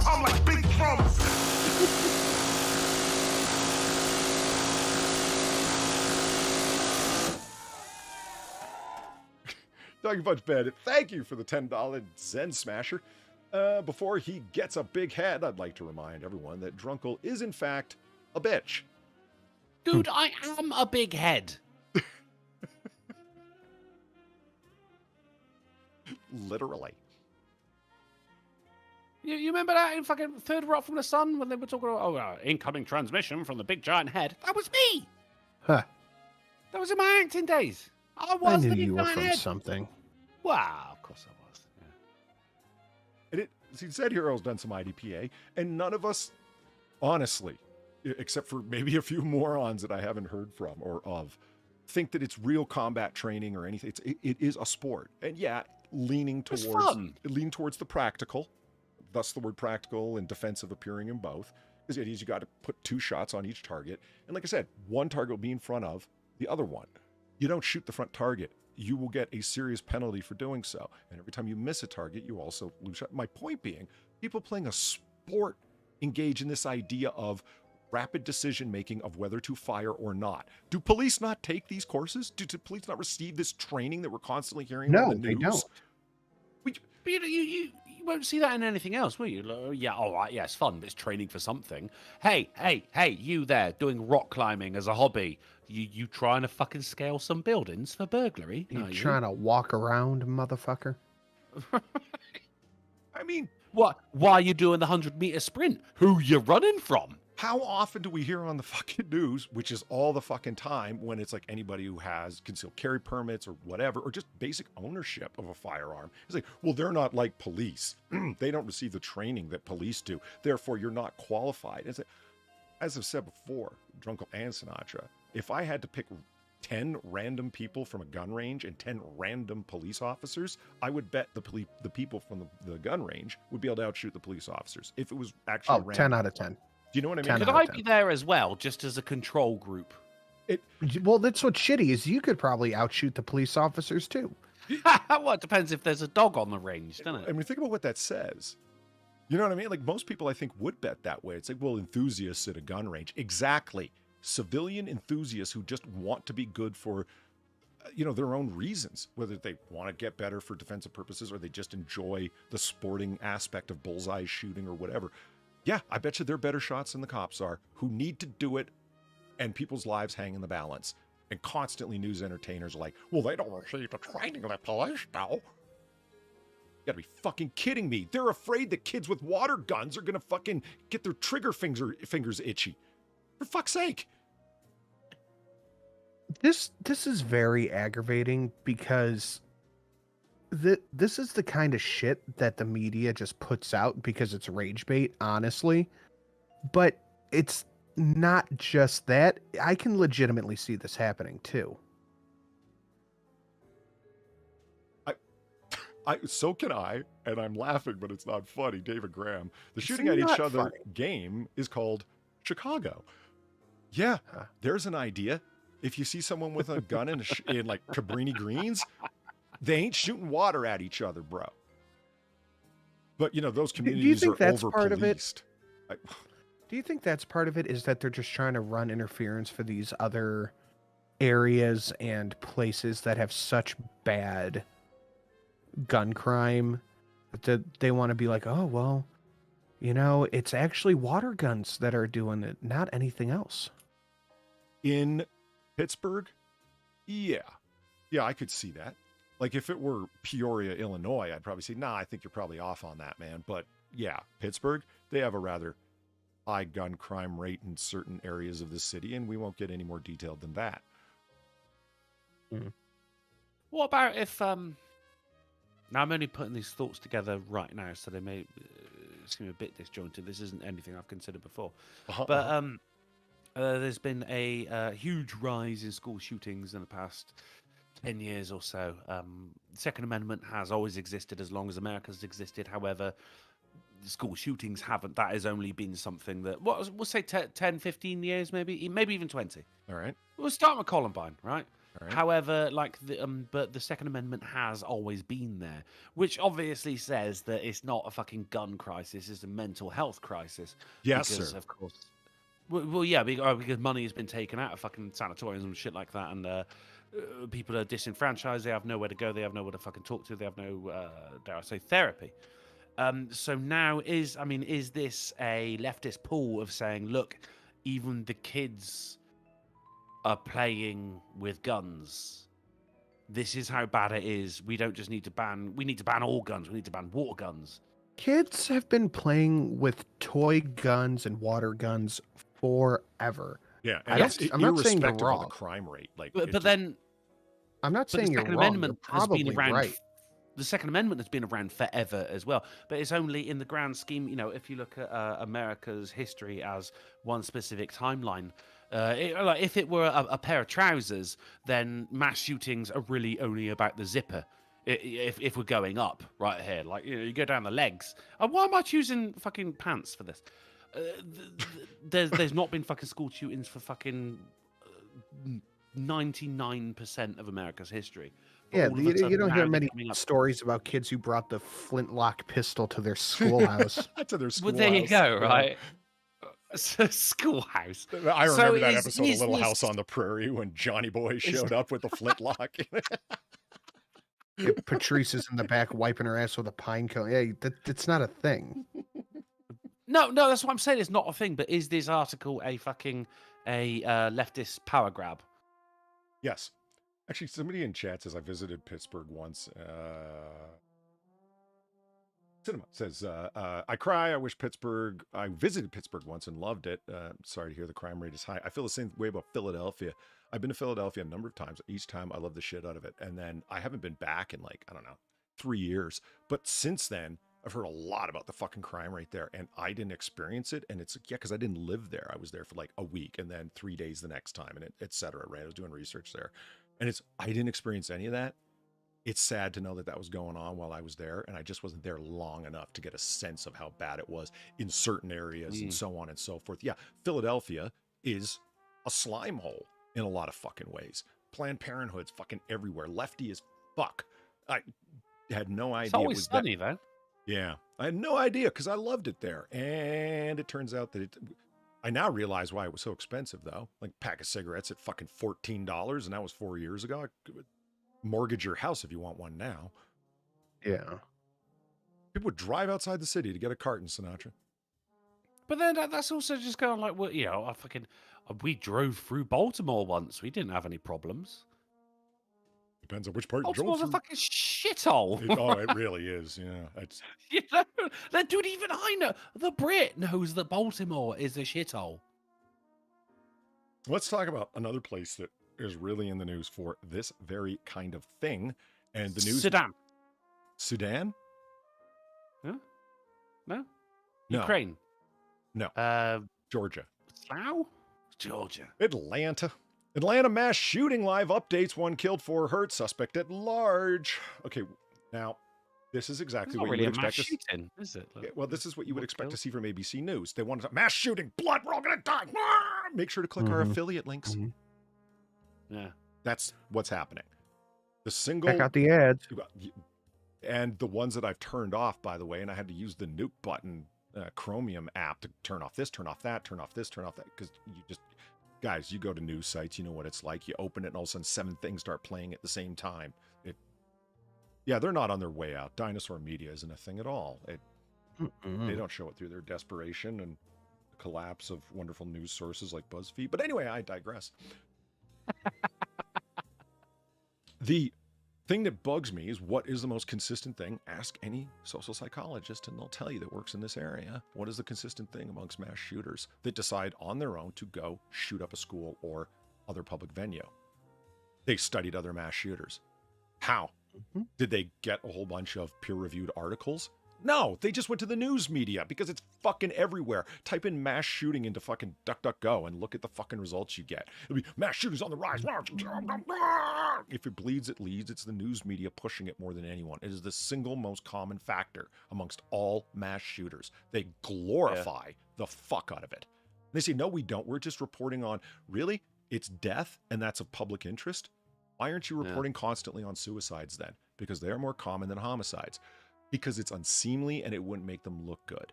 Gore and carnage done to others sells, where gore and carnage done unto oneself makes you look bad. So they don't report on the higher amount of death. Don't tell me you're interested in death. So, what do you guys think about then? I mean, yeah, don't get me wrong. Yeah, CNN, finger on the trigger. Don't get me wrong. I'm with you. So, how do you feel that when it comes to mass shooters, that they shouldn't be named? Agreed. In the media. Yeah. There's only one circumstance under which I think that mass shooters should be named, is when they're still at large, like this gentleman is, because they're trying to find him. Shocking. He looks like a That's a man. Do you think that 24-year-old Dion, Deion Patterson, is an atypical mass shooter or a typical mass shooter? I think he's got a good 9-to-5 job in a bank. My point being is this when people hear mass shooting, they think school shooting. School shootings are on the rise. Of course, yeah. Who's really dying as a result? Not doing the killing, because I'm not worried about the fuckers doing the killing. Find them, prosecute them, lock them the fuck up. Okay, obviously everybody agrees with that. It doesn't make you a superhero to say so, nor particularly moral news entertainers to claim so. I'm talking about the victims. Who are dying? Who's the people dying from the majority of mass shootings? People that look like the shooter. That's where my sympathy lay. And the news media does not give a fuck about the majority of people that are dying from mass shootings. So to follow up from what I asked then, this person has been named, as you just said, people are either copycat killers or taking inspiration from other people. At what point is the media to be held accountable? Once they name a mass shooter when it's irrelevant to the story. I mean, I don't care about a bunch of people sitting around a table at CNN or MSNBC postulating their theories on incel culture spreading through the internet and causing mass shoot. I don't care. This is garbage. You're guessing. You have complete guesswork. It's like, well, we know from their manifesto. Don't give me shit about manifestos because you release them by deliberate, intentional decision to promote a given idea. That's how you get Don Lemon saying, the domestic terrorists in America are white men. America's a white male problem. Do we? They don't want to release the manifesto about the trans shooter, though. I thought we understood shooters by their manifestos. That one got real quiet real quick, didn't it, though? Really? Was it an accident that the person went in there with a red MAGA hat? They were manipulating you.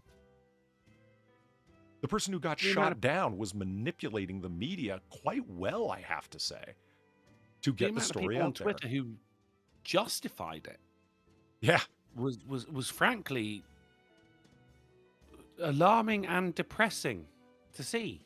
And it wasn't randos you make a good point, because it wasn't just randos on social media who are bound to say any stupid ass thing, right? Because social media, Twitter, whatever. It was Karine Jean-Pierre, amongst many, many others.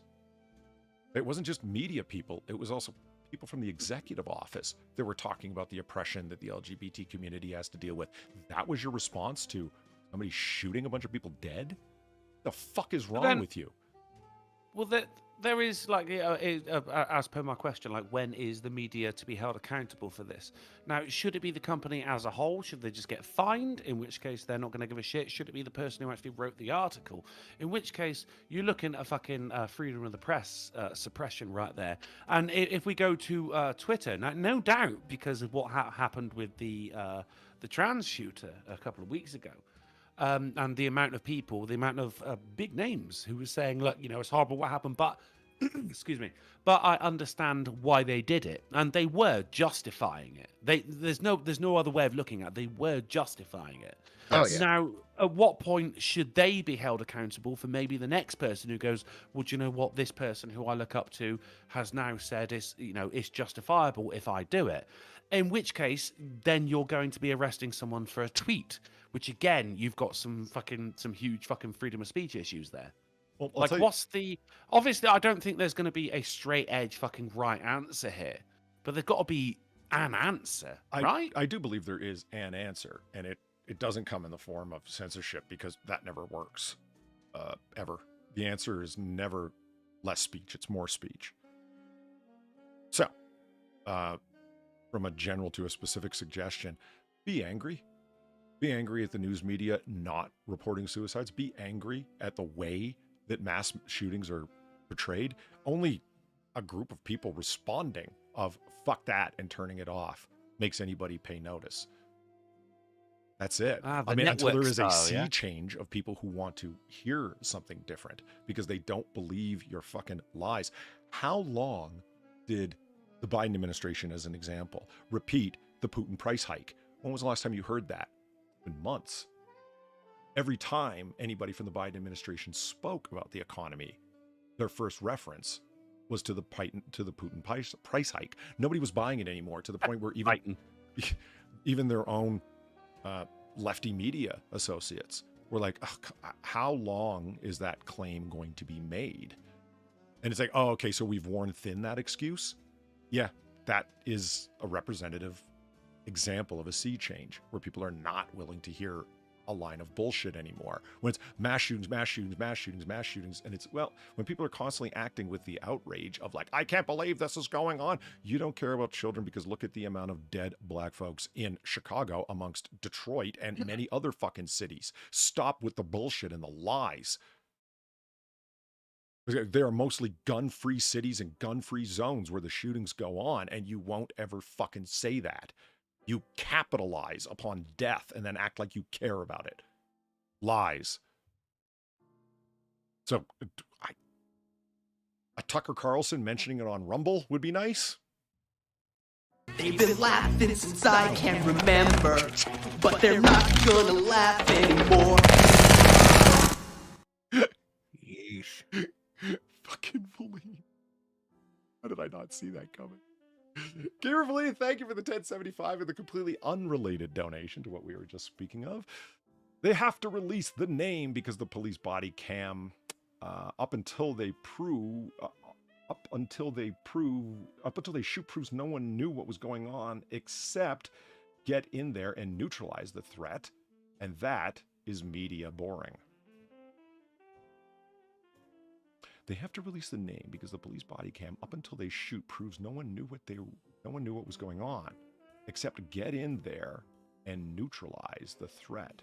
And that is media boring. I get what you're saying. But Yeah. I want to. There was probably better timing for that particular donation. I don't know what you mean. They seemed unrelated to me. It was just a blank screen. Huh? No, white screen. It was a white screen. Wow. How about a palate cleanser? Holy shit. Yeah, well, I feel cleansed. You guys know model trains, right? Of course I do. Uh-huh. Uh-huh. Oh, that shit's off the rails. Son of a bitch. Okay, look. here's a list of model railways. And I thought, on Wikipedia here, right? And No, Yeah. nothing. No, nothing German from the 40s, please. Is that where you're going? No. Oh, really? Oh, that was all me. My bad. I was just like, come on, how many like model railways? My dad sets up one at my parents' house every year around the Christmas tree. He's got an HO scale train. Oh, yeah, the the Christmas train. That's cool. Yeah, he goes old school with it, man. It's just a circle around there, but he's got his HO scale train from when he was a kid. And he sets it up every year. It's pretty awesome. That's brilliant. I love that. And I'm looking down here, and they actually list out the scales, like HO scale, O scale, and whatnot, and down to EM, which is 4 mil scale. Of course. Right, everyone knows that, an L scale and whatnot. But there's not a very long list, and I'm thinking, like, I don't understand. Why is there a list at all? Like, wouldn't this go on forever? Lots of people have these in their houses, and there's cons for model railroading and whatnot, which led me down a different trail to find out about the Minotaur Wunderland. Now it's German, but calm down, Drunkle. Okay. Of course, yeah. So we did go German. Yes, a little bit. According to the Guinness Book of World Records, is the largest model train railway system in the world in Hamburg, How Germany. big? That fucking big that they have a control center for it. What's like? At what point does this just become a railway? This picture sums up the complexity of that railway system more than seeing the railway system. Look, it's banks of computers and monitors and people that are there 24 hours a day to make sure the trains run on time and don't crash into each other. Fuck. Because Lord knows what would happen if they've stopped running on time, Polly. All those miniature people wouldn't get to their tiny jobs. They really do run it 24 hours a day on an authentic train schedule that people from around the world plot and follow. They've got cameras all over the place following this so-called miniature train set. For God's sake, look at it. When you look at certain pictures, it just looks like a city until you realize there's people standing around. I mean, look at this. Would this be used as like an internship or work experience to be an actual train conductor? This has got to be work experience for something. City planning, to be, right? Because of the exactitude of everything, the gradients of the water as it runs through the city are exact. I was reading on and on about it, and I just couldn't believe the detail. Stupidly good. The fucking clock works. It has a little bell in the bell tower, for fuck's sake, that actually ding dongs at high noon. Like it. Probably exactly the same note as well, just like fucking 89 octaves higher than the actual bell. And I love Zed Hero's comment. This is the most German thing I have ever heard of. Yeah, it's They've been laughing since I can remember, but they're not gonna laugh anymore. Carefully, thank you again for the unrelated donation of $10.75. Oh, in Tennessee, the police body cam shows that they had a minimal description of the shooter. You could always just cue the Doom theme from the moment they chamber their ARs and go until they end the shooter.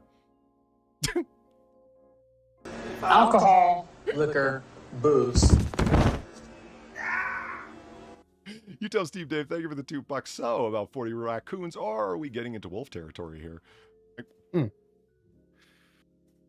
If do you go back to that previous picture? Because there was someone stood at the screen with their hands on their hips, which just suggests that. Sorry, the previous tab, that is. Suggests that really, like, you see that the person who stood up on the right, like, that's the hands on the hip. roaming supervisor. This isn't. It's not volunteering, is it? It's actually a very stressful, free job that's being performed here. So, if, like, the train goes a bit too fast, or there's something like a tiny miniature. Pull it out so Shaq can see the full width of everything. Jesus. Sorry, go ahead. Well, like, say, for tiny, God forbid, that a train in this little track would derail. Mm-hmm. Would they just go in and just put it back on the track, or would they, like, take a load of tiny little, like, fire trucks? And... Well, okay. They're fire. Right? Like, what do you do? They have occasional disasters there with buildings that are fireproof, and they're set to launch into fire. At which time, emergency vehicles that have little running lights and working water go there. I actually love that a little bit, man. Just a little bit. Actually, I think it's quite a lot. I will never knock someone for their hobbies. This isn't hurting anyone. If you want to get this deep into it, then, I mean, hey, is it better than getting laid? Is the only question you got to ask yourself. No. But fucking enjoy yourself, you know? Yeah, this is... I'm not going to tell you what you're doing's wrong. If you're into it, fucking get into it. I mean, imagine the... And I guess model train groups from around the world visit, like, this is, you know, ultimate pilgrimage for them, right? And they all donate for its upkeep, if you know what I mean. Like, yeah.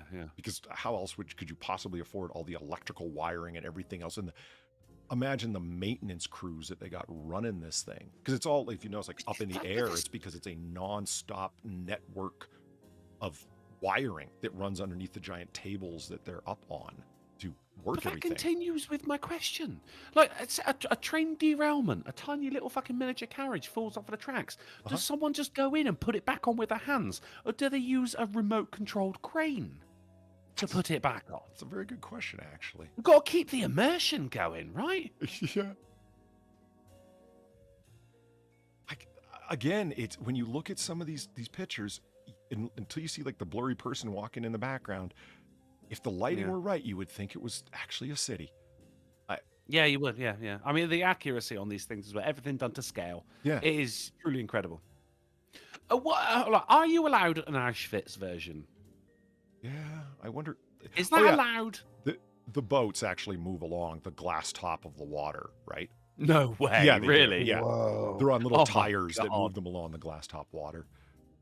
They have timing for the ships with the way they move. They've got bridges that move up and out of the way that split in two to allow the boats to go through, and everything's fucking timed because German, you know. This is city planning. I mean, Sin, you're right, man. This has got to be work experience for something, hasn't it? Like, this is something for someone's resume. Like, you know, Even just I kept the town of organization. Lilliput. It was running on time for 6 years. And there's traffic jams even in the mini world. You could tell me you didn't think that's real.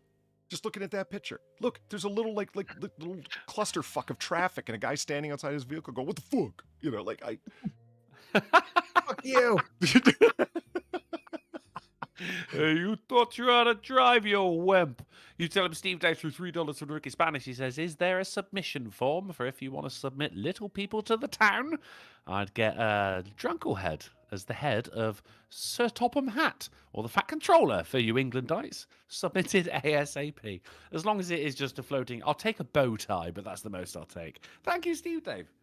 I would not be even a little bit... There's the bell tower and the clock that actually work and has a little bell in it.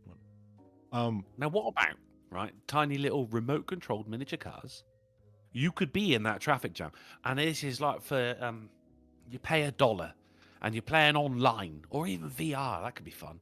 But you are remote controlling that tiny little car from wherever you are in the world. You can actually drive around this miniature city.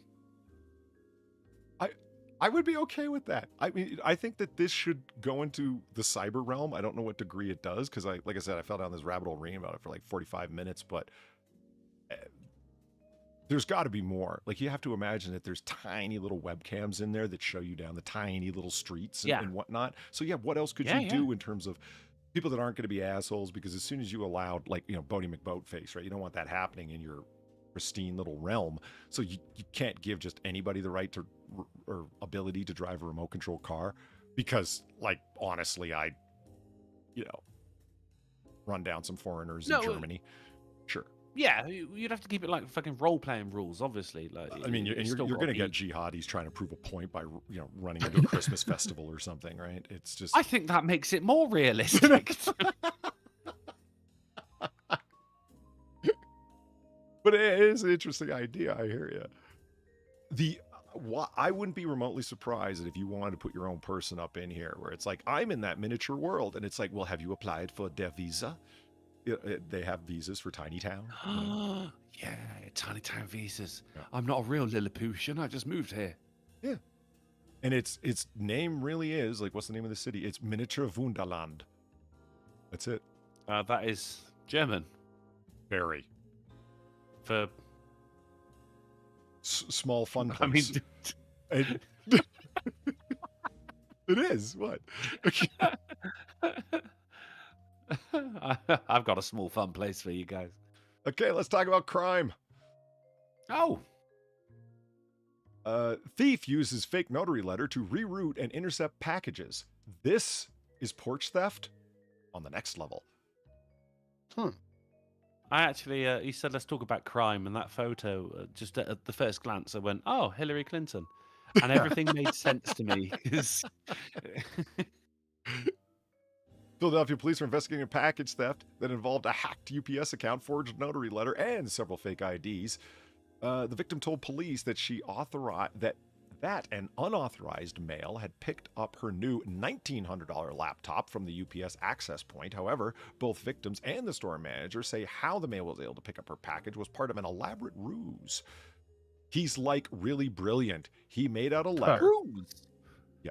It was a full... That's not a word I hear often enough. Really? Ruse. I was watching Star Trek the other day, and it's like, would you be suggesting a ruse of some sort? I would. Yeah. And I was like, oh my. What do I look like? Some kind of common rube?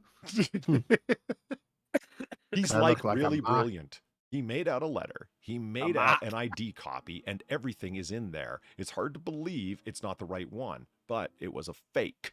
Says Greta Patel, the store manager. Surveillance video shows that when the unknown male walked into the store, he gave a clerk a piece of paper. The letter, which has a fake notary stamp on it, gave the male authorization to pick up the package for the victim. The suspect also had fake IDs for both himself and the victim to go along with the letter. See, I think notaries have too much trust in America. Well, you got to get somebody who's like an authorized, yeah, but it's agent of the court. Easily abused, isn't it? And there's a lot of, people trust notaries, and I don't think we should. These are people who have actually gone and, got certification to say I'm trustworthy. Anyone who's got certification to say I'm trustworthy is immediately suspicious to me, Polly. Well, you know what? A lawyer is an officer of the court, and therefore in many states, including mine, can suffice as a notary. You're not suspicious of lawyers? Yeah, that's what I'm saying. Who in the hell trusts a lawyer? It comes to a point of, well, you got to trust somebody, unfortunately. And notaries have their serialized stamps, right? So it's, if you have indeed stamped something as notarized, it's identifiable to a given person who authorized it as a public notary. So that's the theory on why it's more secure than Joe Blow, your neighbor down the street, saying, yeah, I saw him sign the thing. You know Joe Blow? Well, he gets around. Very friendly man. No one really knows. So first of all, fuck you, New York Times, for suggesting there was anything sinister or homophobic about what we said. So you can pound sand. Fucking right. Gamer Valine, thank you for the 325. It would be Das Visa to Miniature Wunderland. German isn't that hard. It's hard for... Valine... Right, German is hard. Die, Bart, die is the Bart, thee. Yeah, so you've got der, die, and das. Masculine, feminine, and neutral, and there's not really any kind of pattern in between them. I always throw der in, like D-E-R, in front of things and don't really think about it. People correct me from time to time, mostly Valinites, but it's... I mean, I would also like to make it clear that Valine says she's German, but she's never been to Germany, so she's not German. Really? She's American. I thought everybody in the U.S. military went through a depot in Germany at some point. I think actually in Germany it is depot. I've been to Germany. Right. That's it. That's the end. How were the falafels in Arabic culture? Oh, no, it was a while ago. Oh, okay. Big culture.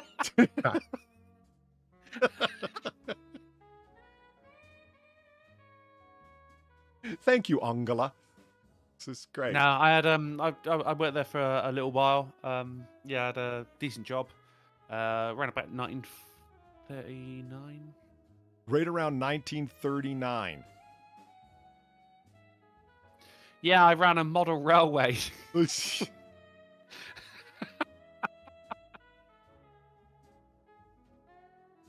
Not all of us, Polly.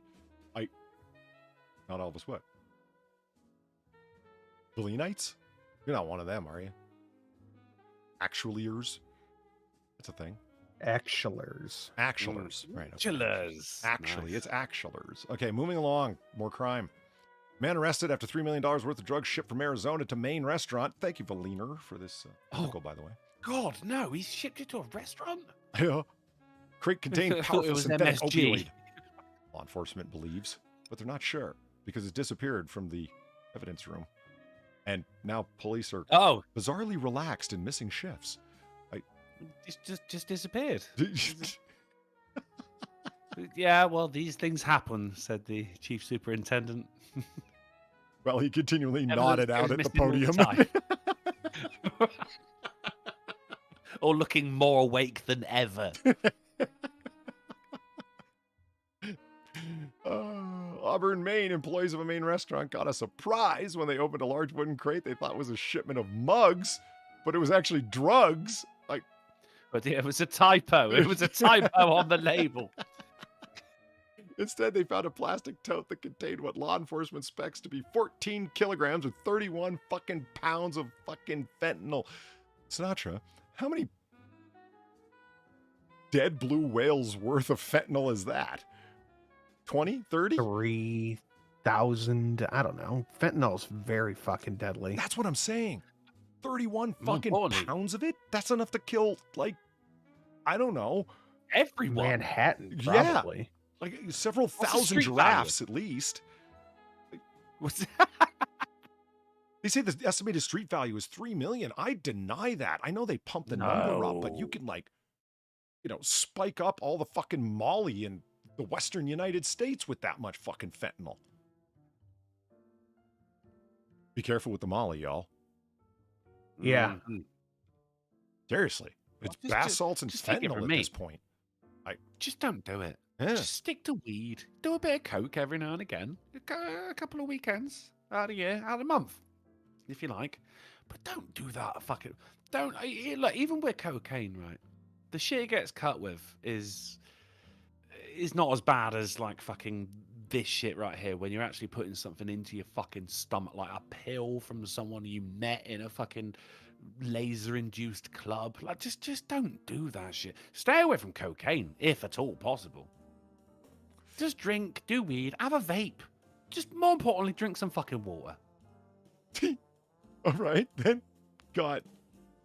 That was my after-school special. Yeah, right there. that got really some drugs are bad. family-friendly and delightful towards the end. I wasn't expecting that. Stay hydrated, guys. Say your prayers, take your vitamins, and stay hydrated. Yeah. Yeah, I'd phone your mother. She worries. The tote had a shipping label with the restaurant's address, but the name of someone who did not work there. Employees who opened it saw what they thought would look like drugs, so they called the police.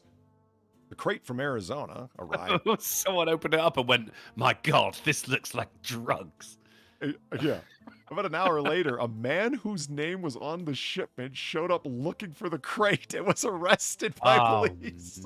No. So this was your plan for millions of dollars worth of fentanyl. I know. We'll just ship it to the pancake house down on, Fuckery Street. And then we'll just show up there and say, "Yo, did a crate arrive for me?" And they'll be like, "Who are you?" "The guy who owns the crate, fucker." Yeah. I'm Don Crate. A 41-year-old Auburn man was charged with drug offenses and for violating bail conditions. He was held in county jail without bail. It could not be determined if he had an attorney. Wow. The man previously spent time behind bars on an 07 federal drug conviction. Oh, that's not good, bro. You're going away. I love the final lines in articles that journalists feel the need to stick in there. The instances of overdose in our and surrounding communities is awful, and fentanyl seems to be front and center when it comes to fatalities. It is very sad. Well, it's very sad, but fentanyl's a legitimate killer. Now, when mass shootings, 5 people dead. How about mass fucking drug-ins?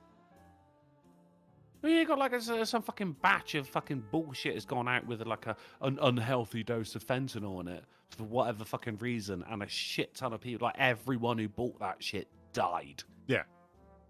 Kind of what we're looking at now is even just like a very minute bit of fentanyl will kill you because they're just making it stronger and stronger. That shit's evil, Sin. This is like, That's why I say that they're fentanyl might actually underrated. be proof that the devil exists, you know?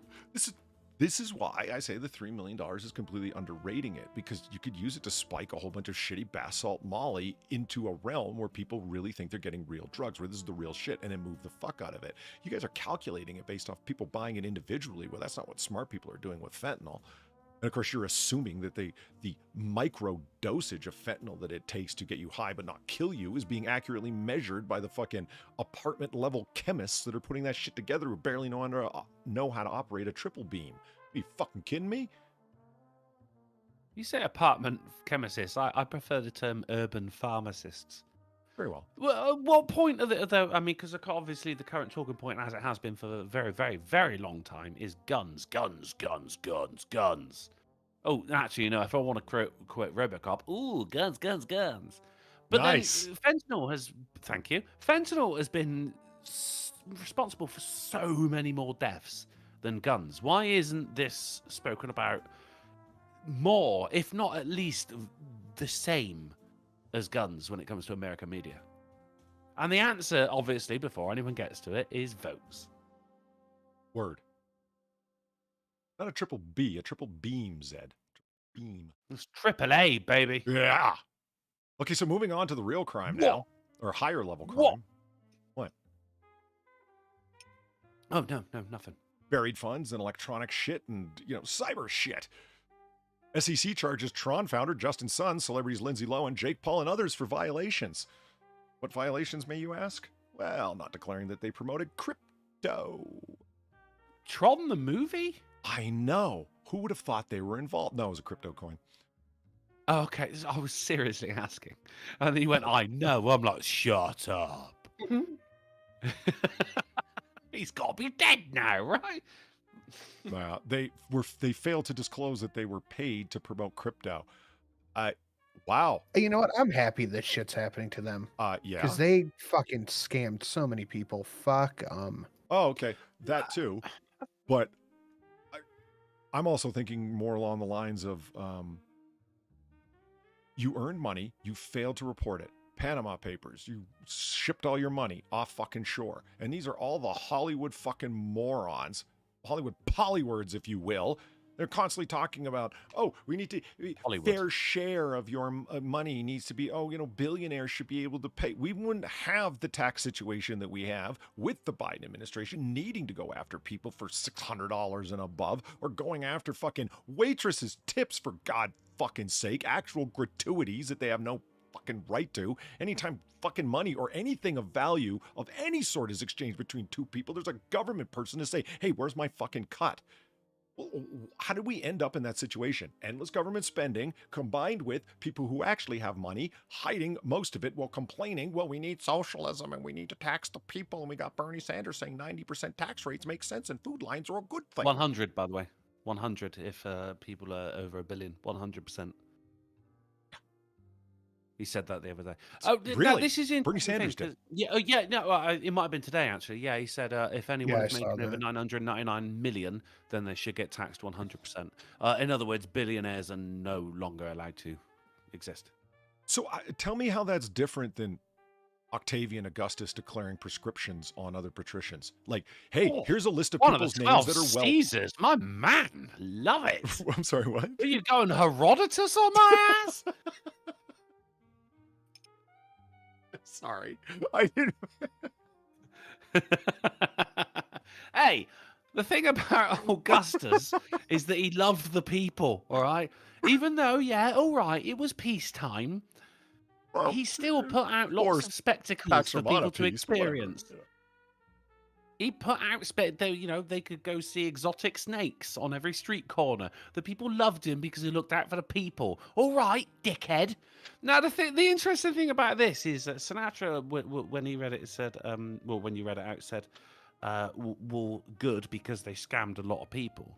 And you said, good because they were making undeclared profit. Whereas when I read it, which is a completely different way, was how much fucking red tape, because these people have all got accountants and everything, right?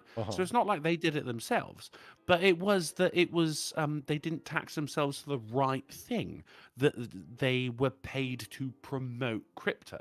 Like that maybe has a fucking different tax code to it or something like that, which to me says too much fucking bureaucracy, government's too big. Well, we all got 3 different things from that. I'm just saying that's interesting. Yeah. Celebrities agreed to pay $400,000, including fines, and return what they were paid for promotion. Yeah, I wonder if that was worth it for them. You should totally invest in Moron Coin because it's a good thing. And people did based upon their promotion of it. I've got money in it myself, until there was a big rug pull on it. And the pyramid scheme that crypto is, let's just face it, all the people that, had invested at the top did the rug pull, pulled their money out. And when I say their money, I mean the money that came in beneath them, like any classic pyramid scheme. And they got fucking taxed for it. Like, a spokesperson for Lohan said the celebrity was contacted in March of 2022 and was unaware of the disclosure requirement.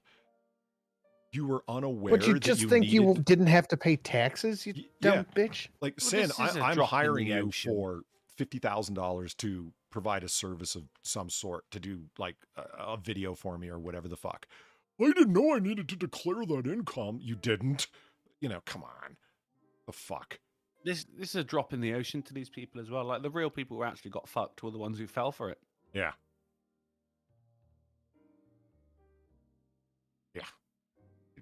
You're not wrong at all, even a little bit. I mean, what would you enjoy? We've got Lindsay Lohan, Jake Paul, and several others. It doesn't really say, but what would be a more satisfying conclusion to this? Like them having to pay back the money that they earned, in which case they've lost nothing, they've gained nothing, or community fucking service. Well, if you do want to know some of the other film it and make more money, a bunch of burnout porn stars as well as burnout MCs from yesteryear that had like a hot minute in the Spotify sun, so to speak. Other celebrities that agreed to settle their charges include Michelle Mason, also known as Kendra Lust, Miles Parks McCollum, Little Yachty, Neo, fucking Akon. Wow. I know Akon. You guys are really trying to squeeze the last little bit of blood out of the turnip that was your career, huh? What would you guys like seeing as justice for this? Public hangings. Wow. What was that? What? You said, what would you like to see as justice? And you said powwow kings? Yes, powwow kings. Yes, he said powwow kings. Okay. I think they're just called Indian chiefs, but all right. I don't understand how they relate, but okay. It's based after a French woman called Gelatine. No, I said public hangings. It's a bit over the line for me, to be honest. I think it's a bit much. Polly, what would be your satisfying adjudication here for punishment? Because I don't think paying back the money is. No, there's punitive fines with it as well, and rightly so. That's what I would like to see. This crime is fine as long as you can afford it. It is a rough thing to realize that a fine of $400,000 means a hell of a lot more to some people than to others, and that's an unfortunate circumstance of life. But the idea of setting a fine based upon your personal wealth has ugly implications that I don't want to see play out. That's fair. I think there's good sides and bad sides to that, certainly. So, I mean, in which case, then fucking something based on time, community service. Birds and mice and the tasting nose. One day when the critters come, we'll eat till our bellies are full. Drink till our bellies are full. I do like that donation. Let's face it, Wesley Snipes was the fall guy for the rest of Hollywood. His arrest for tax evasion was just for the government to say they're doing something to the elites, while the public knows the rest are just as guilty. Well, that's certainly possible. Yeah. Let's not forget about Lauryn Hill. That bitch, it took right between the eyes, and she fucking deserved it. Miserable. C word, I'm now finding out, shouldn't be said outside of Britain or Australia. Shot in the face. So, what? What C word? Unt? But are we not allowed to say cunt? Well, you to are. Donkey Punch's Oh, I to have. Donkey Oh, Punch's yes, I was. donation, it's very obvious people who get away with it and people who don't. Do you think Nancy Pelosi is paying her capital gains? There's no fucking chance. She has minor interests in companies that did investing, and they have increased in value. Now, she didn't earn anything. The profitability of companies she invested in through family friends did better through the investments that they did. Now, I hope you picked up the sarcastic tone there. Right? Somebody who makes $200,000 a year worth a few million, tens of millions of dollars, the math isn't mathing. No, it's not. How about Justin Trudeau entering office and being worth little more than the car and costumes he drove up with? And former school teacher. Yeah. Yeah. And public famously school. rich people. Yeah. 200 grand a year salary. And somehow he is now worth over 500 million, but the exact amount can't be determined. 2 separate investigations into his ill-gotten gains, especially through Chinese investment, have been shut down. Why were those investigations shut down? Or more importantly, by whom? Well, the Prime Minister's Office of Canada did. Oh. Well, that's interesting. Doing me a thunk. Yeah, it's like, why is every member of the Biden family and their associated businesses and friends wealthy as fuck? It's suspicious somehow. Anyway, moving along. We are running behind time. I promised we'd talk about Britain, and it should be about more than pancakes with weird lemon on them. It's not weird. It's just regular lemon. Not My King protests are now the norm at King Charles III's events. I am the bother. Why? Because why? Oh, fair. It's the phrase, isn't it? It's the not my king. Yes, it is. It's like, yeah, he is your king. Well, I didn't vote for him. One woman was actually said, like she said that to a reporter from BBC. What the fuck is wrong with you? And the comments that went back and forth, because this took me off to Twitter, and I was reading Twitter, and it's like, well, they were trying to make a point because they're anti-monarchists that they should have to vote for anybody who's in that kind of leadership position over the country, and I didn't vote for this guy therefore. And it's like, no, I don't think she's that bright. I just think she's a fucking moron. Do they realize that they really don't make any to say something. decisions? Sorry. Sorry, I didn't hear that. Sorry, I spoke over you. Do they realize that the king doesn't really make like actual policy decisions? The reigning monarch does have the ability to veto something which has gone through Parliament. Elizabeth never actually did it. Yeah, isn't it just ceremonial that they have that ability? No, everything else is ceremonial, but no, the reigning monarch can actually go, nope, don't like it. And they go, oh, but come on, nope, don't like it, get out of it. Or call an end to ridiculous snap election that's for obviously shitty political purposes. They have to assent to an election. So. Elizabeth just never did it. Like, she always held that power, but she just never did it. Which is probably why she was one of the most popular monarchs. However, Polly, the people you're talking to on Twitter, they do have, I mean, these aren't people who are just like, I voted Democrat, but Trump got elected, #not my president. These are anti-monarchists. When they say not my king, you know, that's also not my queen, not my prince, not my... Jack? Does it run like cards? No. Duke? I'm certainly not a monarchist either, so I'm not saying I fucking stand with them, but I get where they're coming from. But also, why would you show up to a procession that has the king in it just to say, oh, I'm not looking at you? Well, right, especially with the professionally made cards that they totally weren't handed beforehand. Like, I mean, the choreographed nature of this, and it's the same individuals showing up at each and every one that are multiple cities apart as the procession goes on, that tells you something. And they are. And this article just goes from Washington Post, goes into one of the week's controversies regarding Charles has to do with the announcement of a new addition to the coronation service and homage to the people, inviting Brits and other citizens of the Commonwealth to cry out their allegiance in unison. Yeah, sounds like a monarchy thing. What's the fucking problem? It's like when a new prince is born, everybody celebrates. This is part of monarchy. And it's like, well, this isn't the country we want to live in. Then fucking move! Let me lead this onto another thing. It's not new to Britain. My point is that it's centuries old. This concept of a monarchy is older than America times 3, and you still haven't gotten comfortable with it? What the fuck? Yes, but what is actually very, very new in, the grand scheme, we look at the grand scheme of things with America, 200 years old, well, and a bit, you guys are doing well, but England and the monarchy lasting a lot longer. It's only recently we've actually been able to say, not my king, without fear of separating your fucking ears from your shoulders. Well, the only reason that is because you had a parliament that took over. Well, they didn't take over because we still have a monarchy. You want to go down the route You of know fucking what I Cromwell, mean. mate? We'll go down the route of fucking Cromwell.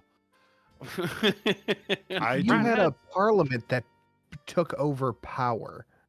I have no interest in bringing up the Magna Carta when we're running late. Let's not do it. No, okay? no, we certainly shouldn't. But what I will go, and this is more futures. This is very, what would Sinatra say, glowy for me here, because I'll tell you for why. Because it is the King's coronation on the 6th, and since then the police, and it has been ruled now that there's special powers that have been given to the police when it comes to protesters, right? So stop and search, police, Section 1 of the Police and Criminal Evidence Act of 1984, yes, I did law, meant you had to be under reasonable suspicion in order to be stopped and searched. Now, if they just go, well, that's a protester, they can search them. They're looking for things like super glue, of course, thank you, Just Stop Oil, right? All of this is leading, basically, this is the equivalent of when the monarch is visiting your city, you get all the homeless people out of the area through which they're going to be driving. So this is saying, we're not going to allow any protesters, and now the police have powers to stop people from protesting as the king approaches the coronation. Now, what would have led to that? Well, let me tell you. Who's been very, very vocal and physical in their fucking protests lately? The likes of Just Stop Oil, who've been doing weird shit like gluing themselves to roads and shit like that. And because of that, the public have been going, well, fuck these guys. I don't like them. I want to get to work. I want to get home to me kids. So now you've got the public who are no longer behind the protesters, are saying, actually, get them the fuck out of my face. The powers have come in and said, well, we've actually just made it a lot easier for us to step on what you guys would normally call your First Amendment rights, your right to protest. Now we can just come in and say, get out of here because people don't want you anymore. I'm saying there's been like a fucking 6 to maybe a year-long lead up to the King's coronation, since the Queen has died at the very least, to stop protesting on the street because of the King's coronation. Boom, tinfoil hat down. What? That was quite the gauntlet in the form of a tinfoil hat. Yeah. Tinfoil gauntlet, if you will. It's a helm. It's a tinfoil helm. Oh, nice. Queef. Queef? Not queef. Quoth. Quoth. The Raven. The Raven? The Raven. Well, speaking of a lack of understanding of history, Love it. Love it. History and civic scores dropped for U.S. 8th graders on national test. Now, since we are running late, I want to have a chance to rant and rave about this because this really fucking bugs me. But, hey, 8th graders, like middle schoolers, don't understand American history and civics? You're fucking kidding me. Who the fuck? I am shocked. Yeah, only NPR people are shocked. And it's like, well, what we need to do is get more 1619 Project in school. Fuck off. Let's just look at the graph because I think that sums up my feelings on this. Look at the plummeting line right at 2014. No, and it went plummeting. It's not plummeting, is it? As a nationwide average, it's pretty hard to get any kind of fucking variance nationwide. A bicycle going down that gradient, you'd just be like, wee, it's not like, whoa, that would be I a don't plummet. really think you could compare. Okay. I'm doing it in bicycle form. No. Yeah, the point being is that you can't ask. I mean, people do fucking comedy sketches on news entertainment shows about it. Man in the street asking people fucking questions, and they're going off to college where study is now even more specialized than ever. And people are forever pushing the idea if you want to study that, you should have to do it at university. Well, how about like basic American history and civics? It's like, well, that should be done in like high school and below. Yeah, well, it's not being because it's, diversity education, diversity, inclusion, and equity education. That's the important thing in social studies, generally speaking. Let's combine history and political science and everything else into like the humanities and make it all about the evils of America. That's the history they understand. Humanities. Yeah, do you really want to study civics in a public school today? I wouldn't. I can only fucking imagine. And the idea of studying history, you've got to be fucking kidding me. American history, do you know what it sounds like now? Teachers fucking unions controlling to the point where politicians like DeSantis have to step in and claim what can and cannot be included on the fucking curriculum because of the insanity teachers are including on the fucking curriculum. The endless oppression of America. You know, this was never a thing back when they just taught history and they just taught the fucking civics and shit. Yes. You never had to worry about the government controlling what was taught. Or having to step in and do it because federal government officials are coming up with requirements for how that they do it. Sin, you yourself made a video and talked about, here's CIA's recruitment ad for this fucking year, for this fiscal year. And it was diversified as fuck. It was woke as hell. A woman who was not... Oh, yeah. What? I said, oh, yeah. Yeah, a woman who was not a case officer, a Latina woman, or Latinx woman, was, here's my awards that I've gotten for, and Jesus, every single one of them was a diversity award given to her by the agency. I remember Tucker Carlson talking about that, bless his heart. Yeah, this is what we need to secure a nation. It's a foreign intelligence service that he himself applied to twice. And this is what they've become.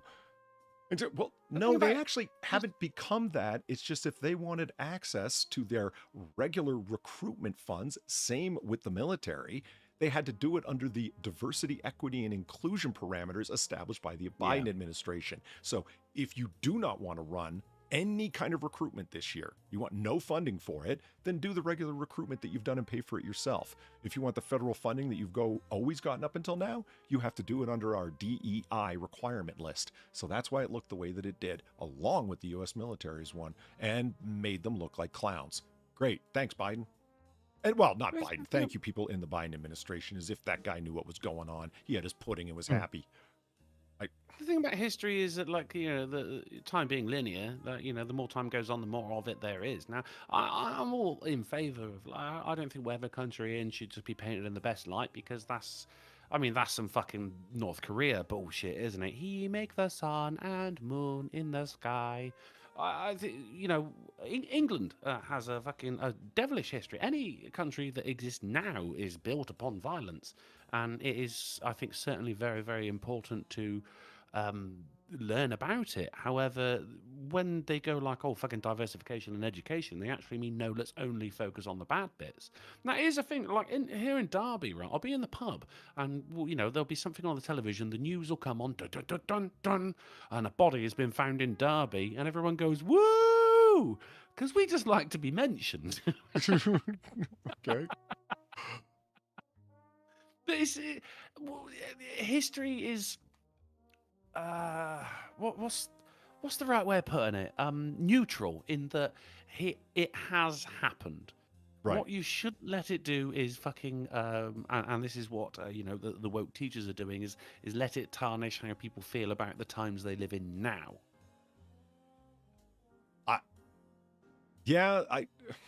I think for necessarily, if you want to talk about institutional racism and the evils of America and so on and so forth, you have to establish a pattern that it has always been this way, because it's so ethereal and phantom-like, you know.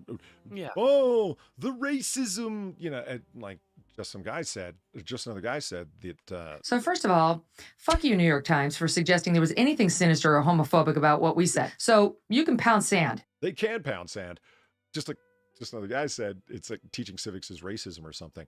Teaching civics will be nothing but racism, like the institutional racism. And the reason you need to do that, in my opinion, is unless you're claiming it came out of nowhere or want to talk about where it came out of recently, you're stuck saying it's always been this way. So you need to morph history for that. Yeah. You know, there's no other way to do it. It's like trying to explain how math is racist. You have to explain how it's been racist historically by the people who developed math, and they were dead white men, so therefore racist, right? Yeah, despite the fact that the numbers are Arabic. I don't fucking get it. Well, that's just cultural appropriation. They appropriated their digits away from them. Dear Eveline, thanks for the 325. There's no agenda. Remember that. There's no agenda, but maths is racist. There's no agenda, though. Dear Eveline, thank you for the 325. And she's talking about something that, she was sending me links in her in DMs to courses she's taken, and it was shocking and depressing at the same time. It's awful here at ASU. Their descriptor for the 3 awareness general studies categories is described as insidious Marxism by Polly. It was, you should have read it. They said everything but Marxism, but it was just Marxism. Through its plain and simple description, we are going to look for the oppressor. There's classes that are going on. It has always been this way. History as a tool to explain where we are in the modern world. History is not malleable. It's only malleable under Marxism.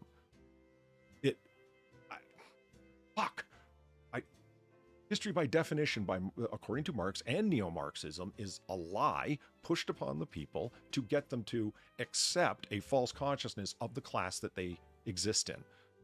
Really?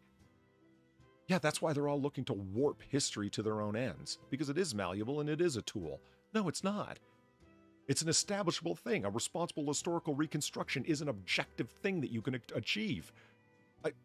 Fuck me. So, just for some fun before we move on to a speed run right through to the titular article, I thought I would throw in a tidbit for those who were subjected to the unfortunateness that is public school. Who was the first slave owner in America? Oh, I don't know. God, was it me? It wasn't. It wasn't you or anyone like you, by the way. Now, keep in mind, I'm not talking about the first indentured bondservant owner, which would be very different from a slave. When did slavery become legal in America? I.e., someone was, by a court, given the right to own somebody else with an endless term, which indentured bondservants didn't have up until that point. There was a limited term of 3 years, 7 years was very common. People could sign themselves into indentured service. More Irishmen than anybody were signed into indentured service to get out of debtor's prison. Is this on the citizenship test? Oh no, something like this would never be on the citizenship test, and you're going to find out why in a second. It really is who was the first person to own a slave, and thus slavery became a legal thing, namely chattel slavery, that you own somebody for the rest of their life, and their children are also your property should they have any. George Washington. It was Anthony Johnson, colonist. No, I was doing the other George Washington, the guy who invented 100 ways to work with peanuts but didn't invent peanut butter. That'd be George Washington Carver. That's the guy. Thank you. So right away, man, Zed Hero really and Joshua Montgomery both gave the common answer right today, and I don't blame either of them for it. I'm not cracking jokes at them at all, because that's the understanding. The first African slaves arrived on American soil in 1619. No, those were indentured servants. What happened to all of them? They didn't die in bondage. They were there as indentured servants that were sold into that role. Who was the first person to actually own a... What's that? What year did you say this was? 1619. So this wouldn't even be an American court? No, this was all pre-America. This was all colonial America, like British America. Right, yeah. So, I mean, that puts a different fucking effect on it as well. Yes. Like, this was under the law of a different country. It was, but as much like 1619 was, it's like that's the actual foundational date of America, because as the 1619 Project says, and everybody has been learned to repeat through the news media and the people who put out that book, the New York Times, nothing but the truth from the New York Times, all that's fit to print, their tagline, which is, all that's fit to print to promote our ideological worldview, is that America should really be dated from 1619, not 1776 or the Declaration of Independence, but when slaves first arrived. Well, indentured servants arrived then. Who was the actual first slave? The horrors of real slavery, where someone is owned for life and their children are in bondage as well. This man, a black man, Anthony Johnson, was the first slave owner in America who, yes, owned African slaves. Very nice. Did you learn that in school? No. I wonder why not. Well, I mean, for me, it's because I learned English history. Which technically this is, actually. So the question still stands, right? Yeah. To me, it's just like I said, just a tidbit of history. This is the kind of stuff that won't come up. I always hear the phrase, we need an honest discussion in this country. That's why 1619 was there. It provides a realistic appraisal of American history. Yet, Anthony Johnson, is he mentioned in that book? Is he mentioned in that honest discussion that people want to have? Yeah. No. And by the way, I just love the picture of this guy next to Anthony Johnson. Colonist. Looks like Black Alex Trebek. Oh God. So I would suggest Once the next again- time if you're white, or you're black, and one of your black friends says to a white person, "Oh, he's a colonist," tell him back they're a Johnsonite. In other words, an It's incredible just, fucking once again, hypocrite. It's just the white man keeping the black man out of the history textbook. That's it. Yes. That's what it all came down to. Let's shift gears as we continue with the speed run. You to promised the me end. some Sora. You promised me some Sora. All right, but that's exactly what we're moving on to right now, thank Drunkle. fuck. Well, really quick. Anatomy of a ramen bowl. You got a 25-piece 3D puzzle of a ramen bowl. You want it, don't you, Drunkle? Shut up. Yeah, That's look a- at it. I do. Oh my God, that's a ramen jigsaw puzzle? Yeah, and when you're done, right, all of the broth pieces go over the top that are all see-through, so you can see what you've constructed underneath it with the noodles and whatnot. God, yeah. Isn't that just fun? I think it's just fun. That is brilliant.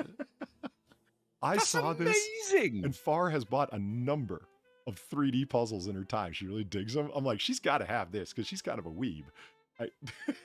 You can say that we live in the age of technology, but this has only just been invented, guys. I mean, yeah, that's pretty cool. I'd buy this if I had a nephew or whatever the fuck. Like, here, have this. And the kid would be like, what the hell is this? Well, figure it out. You'll have fun. Yeah, right. Uncle Polly, I'm hungry. Shut up. Finish a puzzle.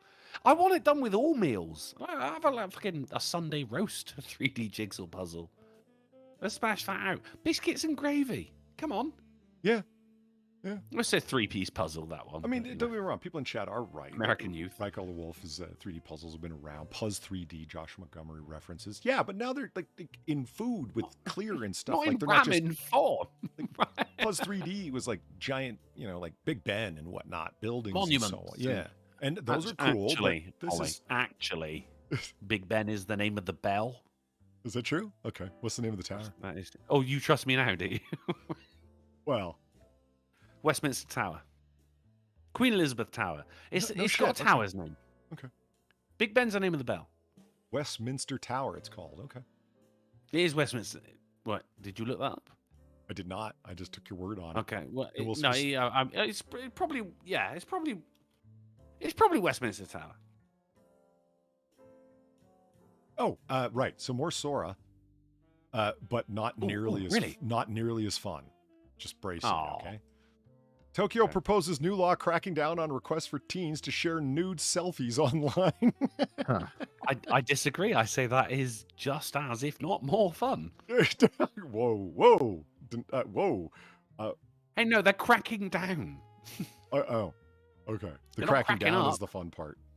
And it starts with, thought that kind of seems like this should have been illegal already. Yes, you would think.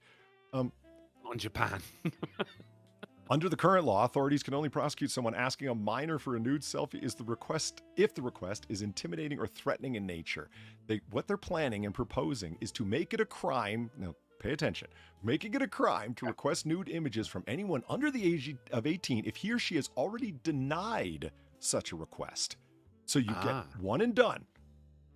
You can only ask a 13-year-old for a nude selfie once. Make it a good one. Jesus, Tokyo. What the hell? You got to write that one out in Microsoft Word first before you send it. Spell check it. Do everything you can.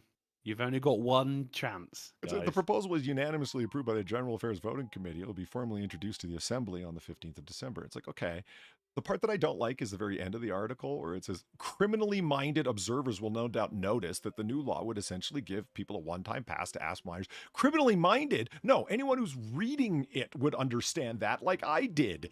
Like I thought, whoa, wait a minute. You can ask once? That's not good. And they're criminally minded. Fuck you. You noticed. Did you just call yourself criminally minded? Yes. Moron. Well, this is a harassment law. If they said no once and you say it again, then you're being done for harassment. That's what this is. I love it. Gets funny. It's like, compared to the previous, ask kids for nude pics as many times as you like, as long as you don't threaten them. The policy. Yeah. Jesus. Oh, Sora, you legend. Yeah, Sora News is good fun, man. It should just be called Japanese, not the onion. You know. Yeah. All right. And now for our penultimate article, we'll move on to Florida man wins poker tournament, women's poker tournament. You didn't do this Monday, did you? No. Holy shit! I made it through. You did? Oh my god! Well, unless the titular we'll see article. the titular article. Yeah. Florida man wins women's poker tournament. There he is, by the way. Let's see a better, less blurry picture of him. There he is. She. Yeah, it's a she. I mean, right? Cause here's the thing. Now, when it comes to athletics, I get it, right? You know, fucking bone density, muscle mass, shit like that. But when it comes like, just a woman's only poker tournament, it's not like men have an affinity for playing cards over women. Why? The bigger question here is, why are there women's only poker tournaments? Well, you know what? I hear you, and that's a good question. I heard this watching Megyn Kelly, and she herself said, "I'm not exactly sure of the distinction or the natural advantage that men would have over women in poker, but." Yeah. Here's the ridiculousness of it, a man entering a woman's space, because not that this man was doing anything wrong. If anything, this guy, and she shows a picture of him, is calling attention to the insanity that's going on. Yeah, I agree. I feel like it's more of that than anything. I feel that as well. Here's the thing. If he didn't win, this wouldn't be news. The only thing that I can think of to you and Kelly's question would be, men across the board tend to be better at math as a general rule, and there's a lot of on-the-spot odds making. Have you Best guess. met Sinatra? I am also quite poor at mathematics. It's if there's anything I'm decent at, it's math. Is it? Can't read for shit, but yeah, I'm pretty decent with math. Somebody in chat Holly, said, you're terrible at maths? Yes, I am. I thought you lived in a school. Well, somebody has to make out the lower end of the statistics, and I bring that up whenever women say that there should be equal seating in every engineering school. Why? Because there's an entrance examination that's all mathematics. So why? And they say, well, because women weren't blah, blah, blah. And I say, hey, you know what? I wouldn't get into the engineering school either. That's exactly what they say too, because women weren't blah blah blah blah blah, and they just expect you to tune out by then. I think you just shut your ears off by that point. I think you have tuned out. Yeah. Well, actually, the usual explanation is given is if women received the same education as boys and weren't ignored at earlier years, by the time they got to university entrance, they would be at the same skill level as boys when it comes to mathematics. To which my response is always, and your evidence for that is? Well, actually, I mean, I can only talk about when I was growing up, but actually it was the girls who was always smarter than the boys. If you look at fucking UK university entrance statistics, it's actually more girls going into university than boys. So I don't know, like, if anything, that it's the exact opposite of what these people are saying here. And because of the Florida law that prohibits people entering or refusing entry to people, you know, whoever said that in chat isn't wrong. Is Silas there? Polly is reading like sin. Today, I am. Absolutely. I can't English today. I fully admit it. Rough night last night. What do you want from me? I got like 2 hours sleep and had a long day. So anyway, enough of my bitching. Let's hear about the people bitching about the big bald bearded man. David Hughes, 70 from Delton, Florida, participated in a $250 no-limit Texas Hold'em game at the World Series of Poker Ladies event at the Hard Rock Hotel and Casino in Hollywood, Florida over the weekend, and social media was quick to skewer the gambler for following the patterns that most of social media is totally in favor of unless somebody enters in and makes open mockery of their retardation. And wins. And he did. That is hilarious. He was a middling player in the men's league, went over to the women's league and won. Just destroyed everybody. Yeah. But then they go like, oh, but this guy came in and he made a mockery of it. Yeah, that was the point. You've just understood. My internet just go. Oh, no. No, I agree. Hughes was allowed to enter the female tournament, to enter the female competition alongside 82 other women and beat all them bitches. Per its anti-discrimination. What? Not in that way. No, he beat them at cards, guys. He beat the ladies in the game. Beat the shit out of 72 other females. Can you imagine that as well? You go into fucking a big poker tournament, go, oh, it's going to be ladies' night, guys, and you get beat by actual Santa Claus. Yeah, I know. You ain't jolly. I ain't delivering you the kind of toys you want no more, bitch. You've grown up to be a right perv. I got a gift for you, and it comes in the form of a full house, bitch. Like, I just... Boom! I bet you he was doing all the things, all the stupid shit you see in movies that people do, right? It's like, okay, I call you, what do you got? And he's like, oh, I got a pair of 7s. Oh, well, I beat you. Oh, I'm sorry. I meant another pair of 7s to go along with it. 4 of a kind, bitch! Like, dude, poker in movies pisses me off, man. Because someone will be like, oh, and I got a royal flush, which is the highest hand ever. And they go to take the pot and they go, whoa, hold on a second. I've got higher than a royal flush. You know, people don't think there's no fucking such thing as higher than a royal flush. The only show I've ever seen get it right was Mad Men, actually. And they went in mad into the fucking statistics of if this guy was going to win or not. And he was right to go all in, but he goes, the only card that could beat him is, and then it came out.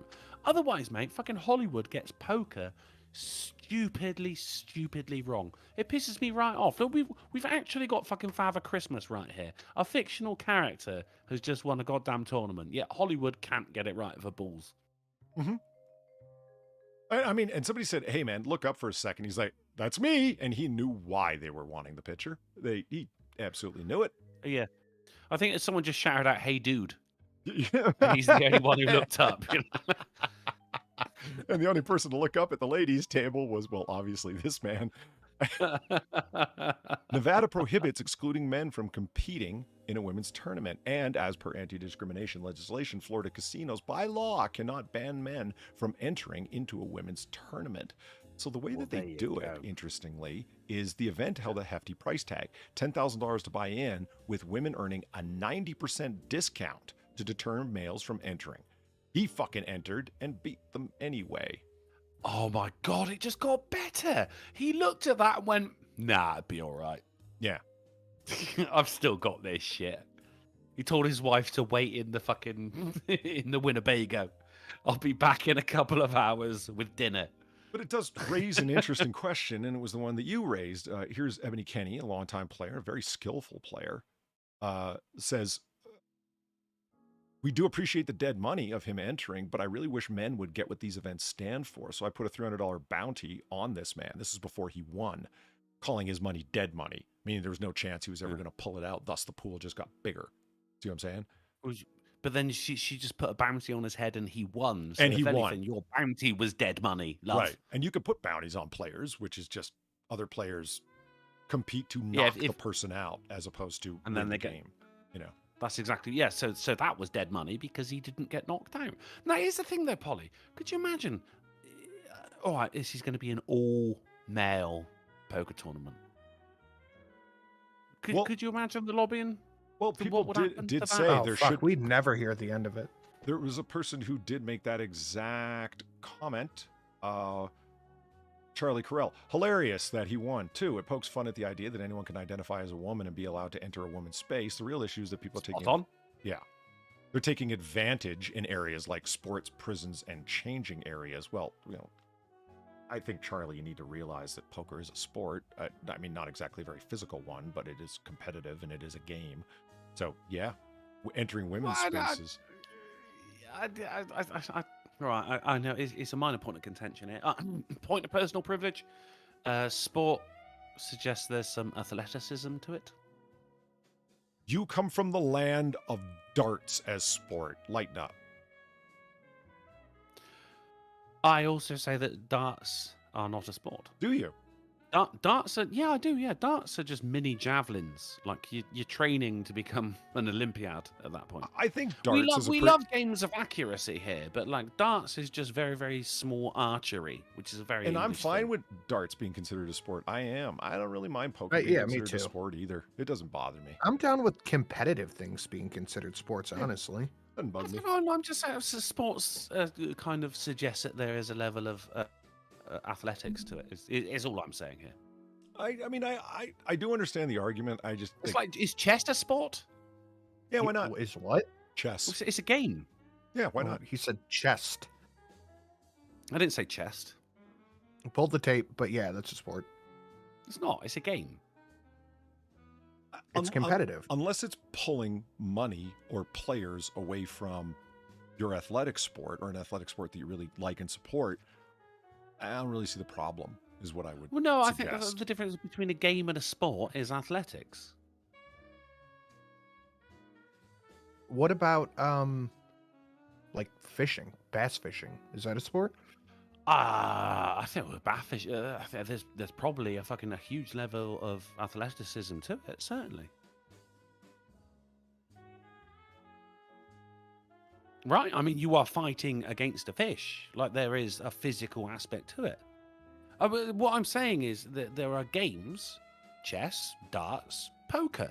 There are sports, and a sport is a game which requires athletics. So basketball game, baseball game, that doesn't matter. Well, I mean, but we're saying game as, did you see the game? You're bringing in modern semantics into what I'm saying is, a fucking classic or well-defined semantics. A sport is a game which requires athletics. I think as long as it's competitive, it can be considered a sport. Like billiards, that could be a sport. Yeah, I agree. Game of accuracy and hand-eye coordination. No, why not? See, I disagree by the definition of what I'm saying. No, I don't think it is, because that is a game. And don't get me wrong. Hey, guys, if anyone saw the snooker over the weekend, my God, fucking brilliant. What was his name? Murphy? Scored a perfect 147? Fucking brilliant. But what if a fat guy can do it, it's not a sport, it's a game. Unless it's sumo. Ooh. And what do you think about esports? Games. Again, it's competitive. Unless it's destroying your sport somehow, I really don't see why someone would have a big issue. Well, no, I know. I'm just walking down the defining road more than anything here. Oh, somebody send me hearts. I appreciate that. I still don't know how they're doing that, but I appreciate it. Aw. We got Boo Boo says, is Twister a game or a sport? Fucking Twister. A sport. I would, Drunkle, on probably a more interesting note. All right, that hurt. No, I mean more interesting than that. Jesus Christ. There's a good point in the chat. What about skeet shooting? That's a sport, yeah. Drunkle? Skeet shooting, what was that, clay pigeons? Yeah. Mm-hmm. It's a particular game. Game. Clay It's a pigeons, game. yeah. Well, you just That's not a sport, really. What about clay pigeon shooting on surfboards? Oh, no, see, now that is a sport. I think so as well. Yeah. I think that you are incorrect on this. No, well, I mean, For anyone who's ever seen Top Secret, fine. come on, remember? Skeet shooting on We're having an surfboards? open discussion. I'm not trying to fucking go, hey, you're wrong, dickhead. I'm just saying, I don't think you're right. I think that Okay, well, anything that's that's absolutely competitive that could have a winner can be considered a sport. But that's a game. Like anything that, like, what the fuck, you ever played fucking... Professionalism is what the difference is between a game and a sport, in my opinion. Nah, that's a nice sport? dividing line. That's interesting. Yeah, I like that. Okay. You're fair doing enough. it for a living. for It it? literally is your profession. Yeah, that's an interesting division. You could be an amateur in the sport or just fucking around with it as a game, like two people playing catch. They're not professionals or amateurs. You know what I mean? Yeah. They're just Also, having a game. would anyone watch competitive catch? That sounds brilliant. I love a catch. I think it has that's my dividing line, is if you get paid for it or not. Okay, no, I like that. Fat people are fucking great at golf. That's a sport. That's undeniably a sport. Somebody had to have done competitive catch in teams. Sinatra and I, a whole bunch of other people who just play catch at the same distance from each other. It's on ESPN 8, the Ocho. Yeah, and as soon as someone drops the ball and their partner doesn't catch it, you're out.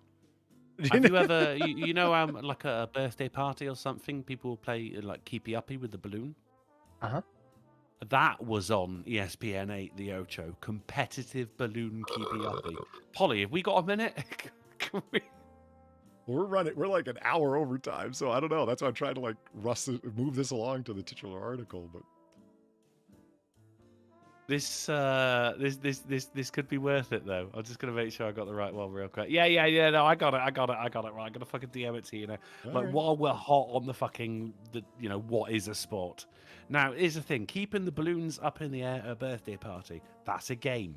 However, as Sinatra, credit to what you said, this here is actually a sport because they are doing it professionally, and also they put in like a whole living room setup as well. Like this, if you're getting paid for it, it's a sport. I'll put it that way. If you're getting paid for it, it's professional. A sport. Yeah, I got to think about that one. Polly, you got to be showing this. I am. I'm pulling it up. This is so fucking stupid, mate. Oh, Peru! Oh, Peru! Okay. I love it. Volume's as high as it can go. Full screen this bitch, man. ¡Sí, ¡no me lo puedo creer! ¡Qué puntazo! ¡Continúan! ¡Francesco de la Cruz! ¿Pero cómo puedes llegar a eso, tío? ¡Pero Alfredo, qué locura es esta! ¿Pero qué locura es esta? ¿Cómo puedes llegar a ese globo? Francesco, ¿qué te We went to the other side of the car, the Volkswagen. Oh, he got it! Oh, Jesus! ¡Punto! ¡Oh, my God! ¡Ahí está! ¡No me lo creo! ¡No puede ser! ¿Qué es esto? ¡Qué locura es esta, Ander! ¡Ha llegado! Mate, the commentators are killing me now, man. Ha pasado una cosa muy rara con el marcador en este partido, ¿eh? I love. Look at wear helmets as well. It's great. He caught it at the edge. Jan que llega. España tiene medalla, Alfredo. Ahí quedan. Guy Yellow does not give a shit. I love how they're made out like living rooms and whatnot. It's just giving it's great. Yeah, you got to have obstacles. Yeah, of course you have. The crowd to go wild. Thing is, like, it could have been an octagon. Oh! I'd play this game. Fuck yeah, you would.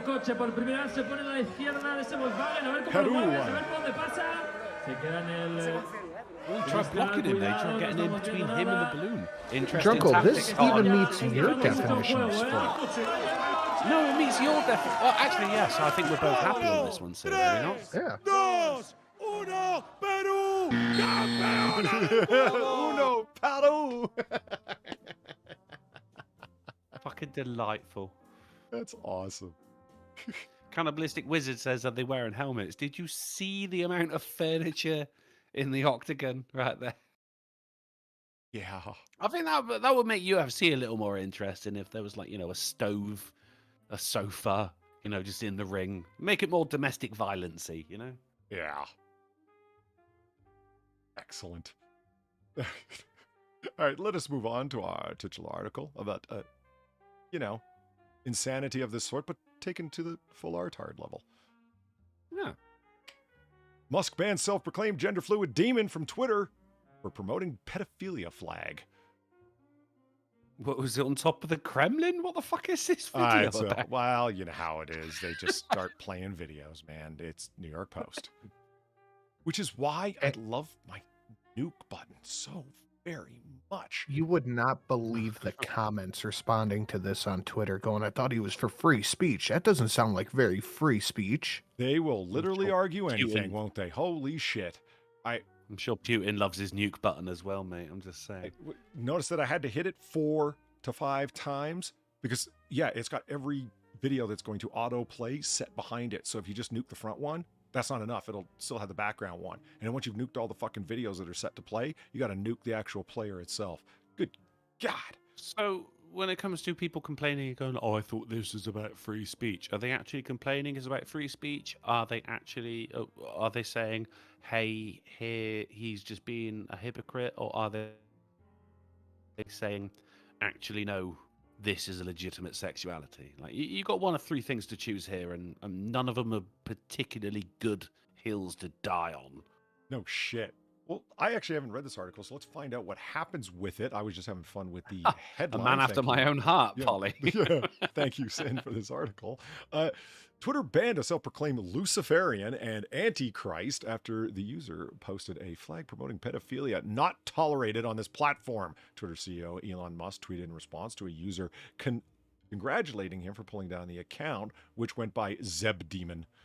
The user, who described themselves as a trans feminine gender fluid demon divine, of course, yeah, tweeted the image on April 25th of a youth-attracted person flag they designed that featured V-shaped colored bars. Yeah, I don't want to know what that flag looks like. I don't give a damn. I think I saw it recently. Maybe I should want to know what it looks like. So Drunkle was putting it on his Twitter account. In case I spot it out in public and could be like, there they are, right there. Sin, you bastard. He was looking for it. I need a new Twitter header. I wanted to stray off the oft-used horizontal English, man. I told you, I wasn't kidding. Horizontal bars motif, but only a little. I wanted to retain some familiarity with the LGBTQ groups. That's interesting. He also referred to it as Alice Day, which is allegedly a holiday on April 25th that emerged from the dark web and celebrates pedophilia.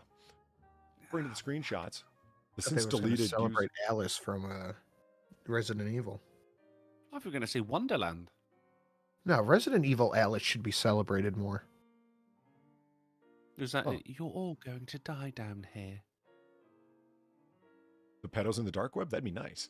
The user identified as proudly paraphallic and radically queer and a Luciferian. No. You can't just make up words and try.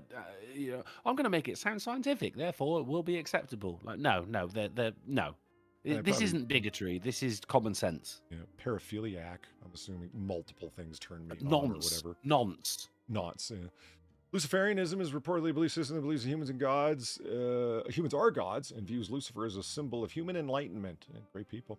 The user also expressed support for... Even Lucifer there would be Even Lucifer is going, whoa, brah, what the fuck are you doing? Well, he also expressed support for Black Lives Matter. That's nice. The anti-police slogan, all cops are bastards, and Youth Lib, an apparent reference to youth liberation, a movement advocating for people under 18 to have adult rights. Not for a specific purpose for this guy at all.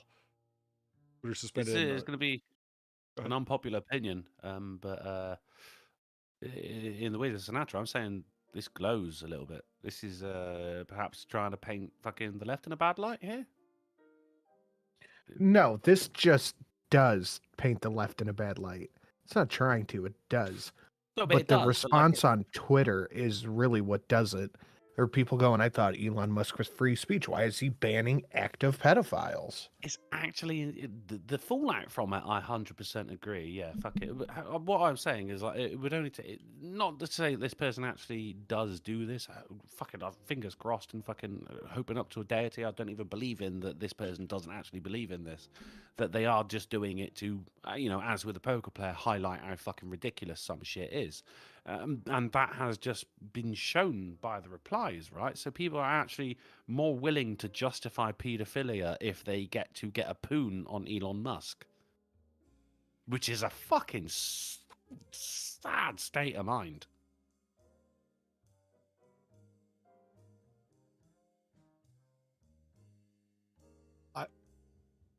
Yeah. So what else? Nothing. This was the titular article. I love the hashtags. Hashtag Alice Day, hashtag believe children, and hashtag love is valid. Yeah. Oh, man, that just fills me with fucking... Like, it feels like you remember that ooze from Ghostbusters 2? Yeah. That's what I feel like I'm full of when I hear that shit. Like,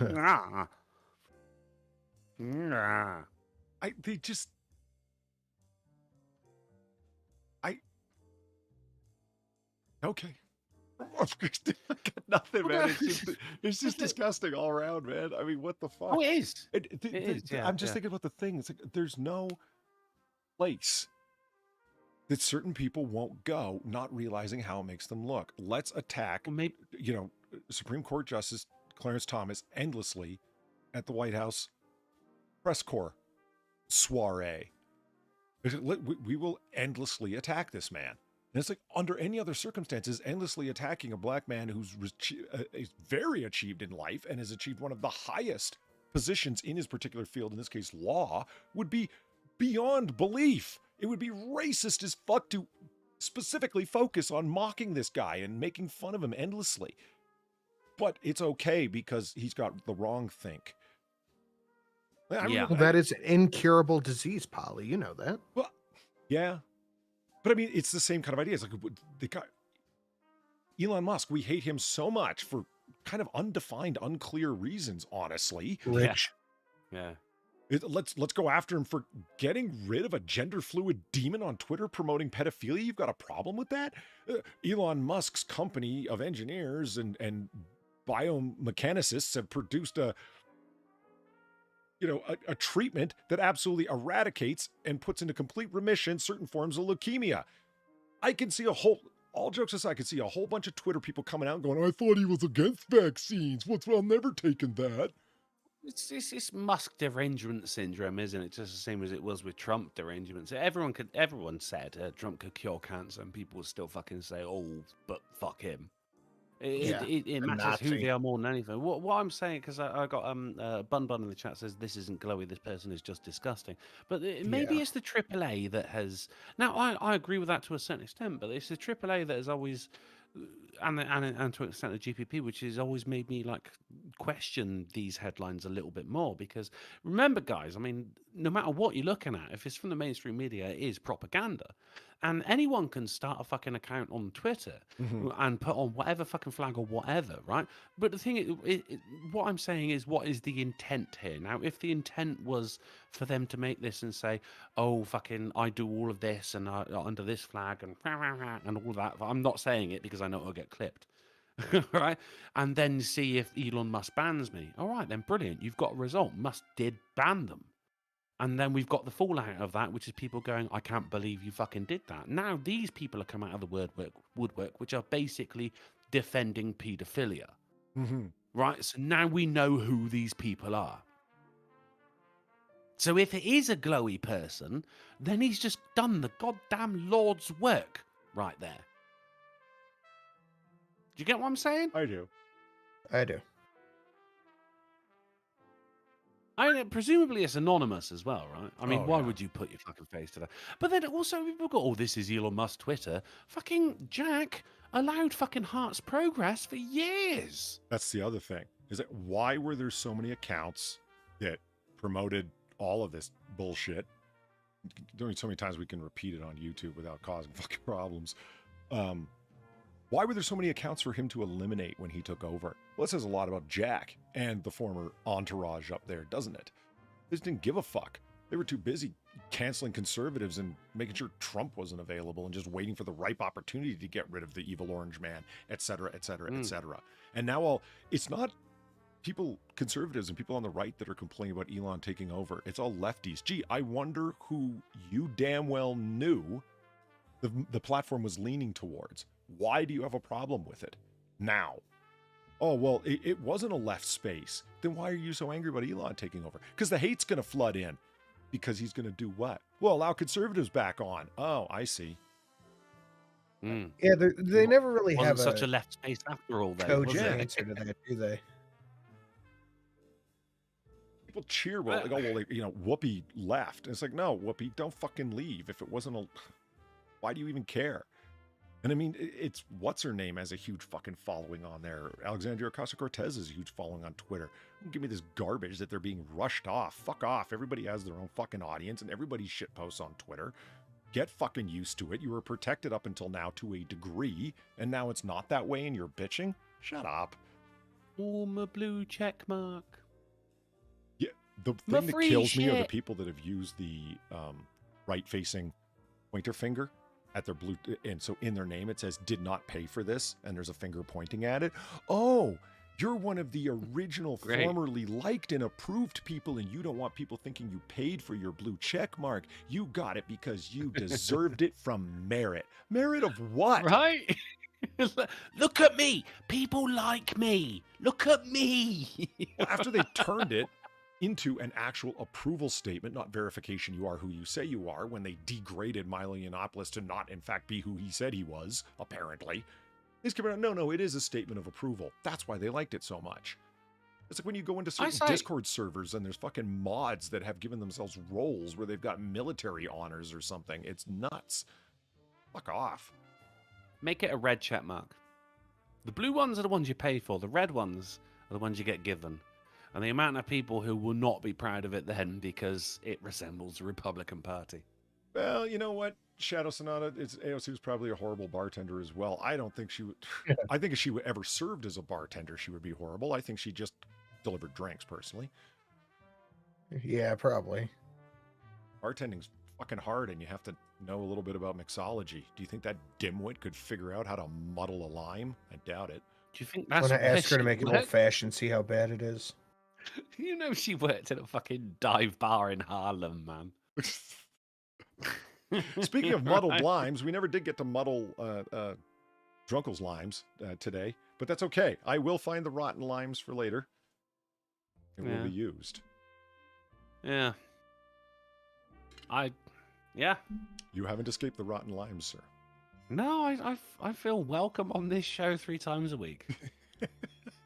And there it is. And that brings us to the end of a show. Only some hour and 10 minutes after start time. Or, well, what should have been finish time. Drunkle, what are you doing after the show? You gonna go play a little gamage? Do you know, I think I might. Yeah, I've not got a lot of time because it's almost 2 a.m. now, Polly.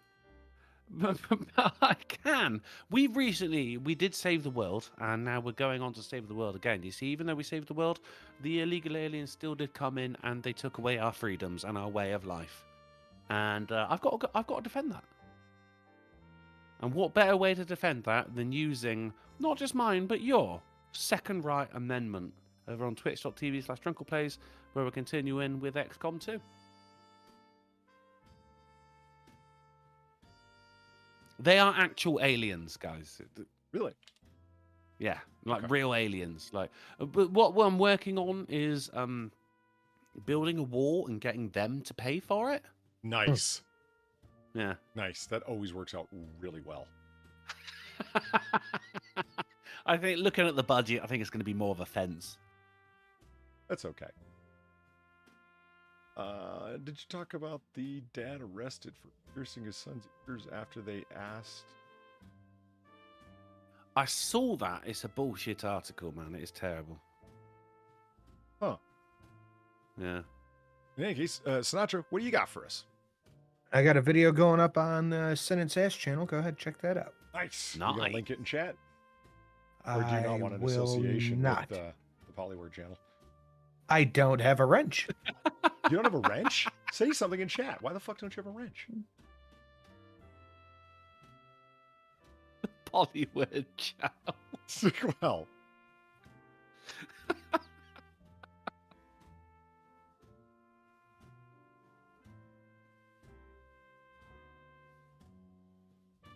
Oh, yeah. All right. Aw. Did I also delete your message? Says I am in timeout.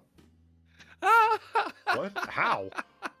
That's what you get for chatting shit about English pancakes, motherfucker. I said they were crepes. You dick. That's what was in the Holy video. shit.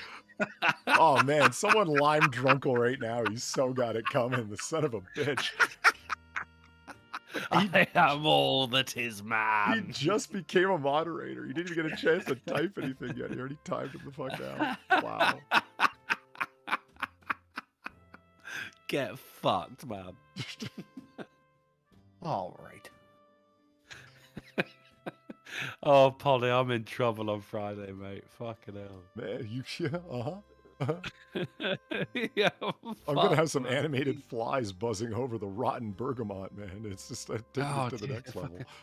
My rotten corpse follow what Sin's gonna do to me on Friday now. Jesus Christ. In any case, thank you very much to everybody who came and the person who keeps hitting me with the hundreds and the hearts. Even though I don't know how you're doing that, it's greatly appreciated. I would also like to thank everybody and their very generous donations. It's how we keep the lights on and the candles burning and the drinks flowing and the cigars smoking. That's how we do.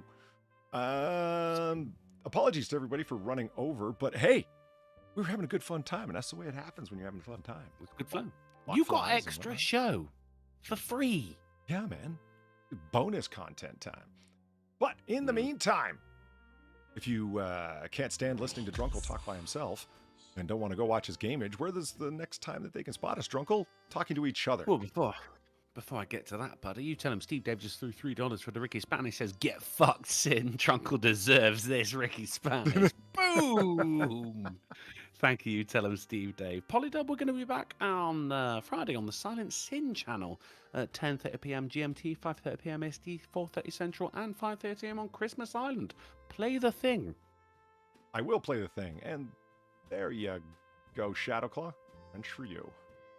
Good show, bitchin'. All right. I will see you guys over there on Friday, and I'm going to go tune in to see how a gaming stream is done, like I've been doing secretly, anonymously. Not on my. No, don't do that on my channel. What do you mean? That's how I've been watching you game. No, That's how I've been learning how to do it.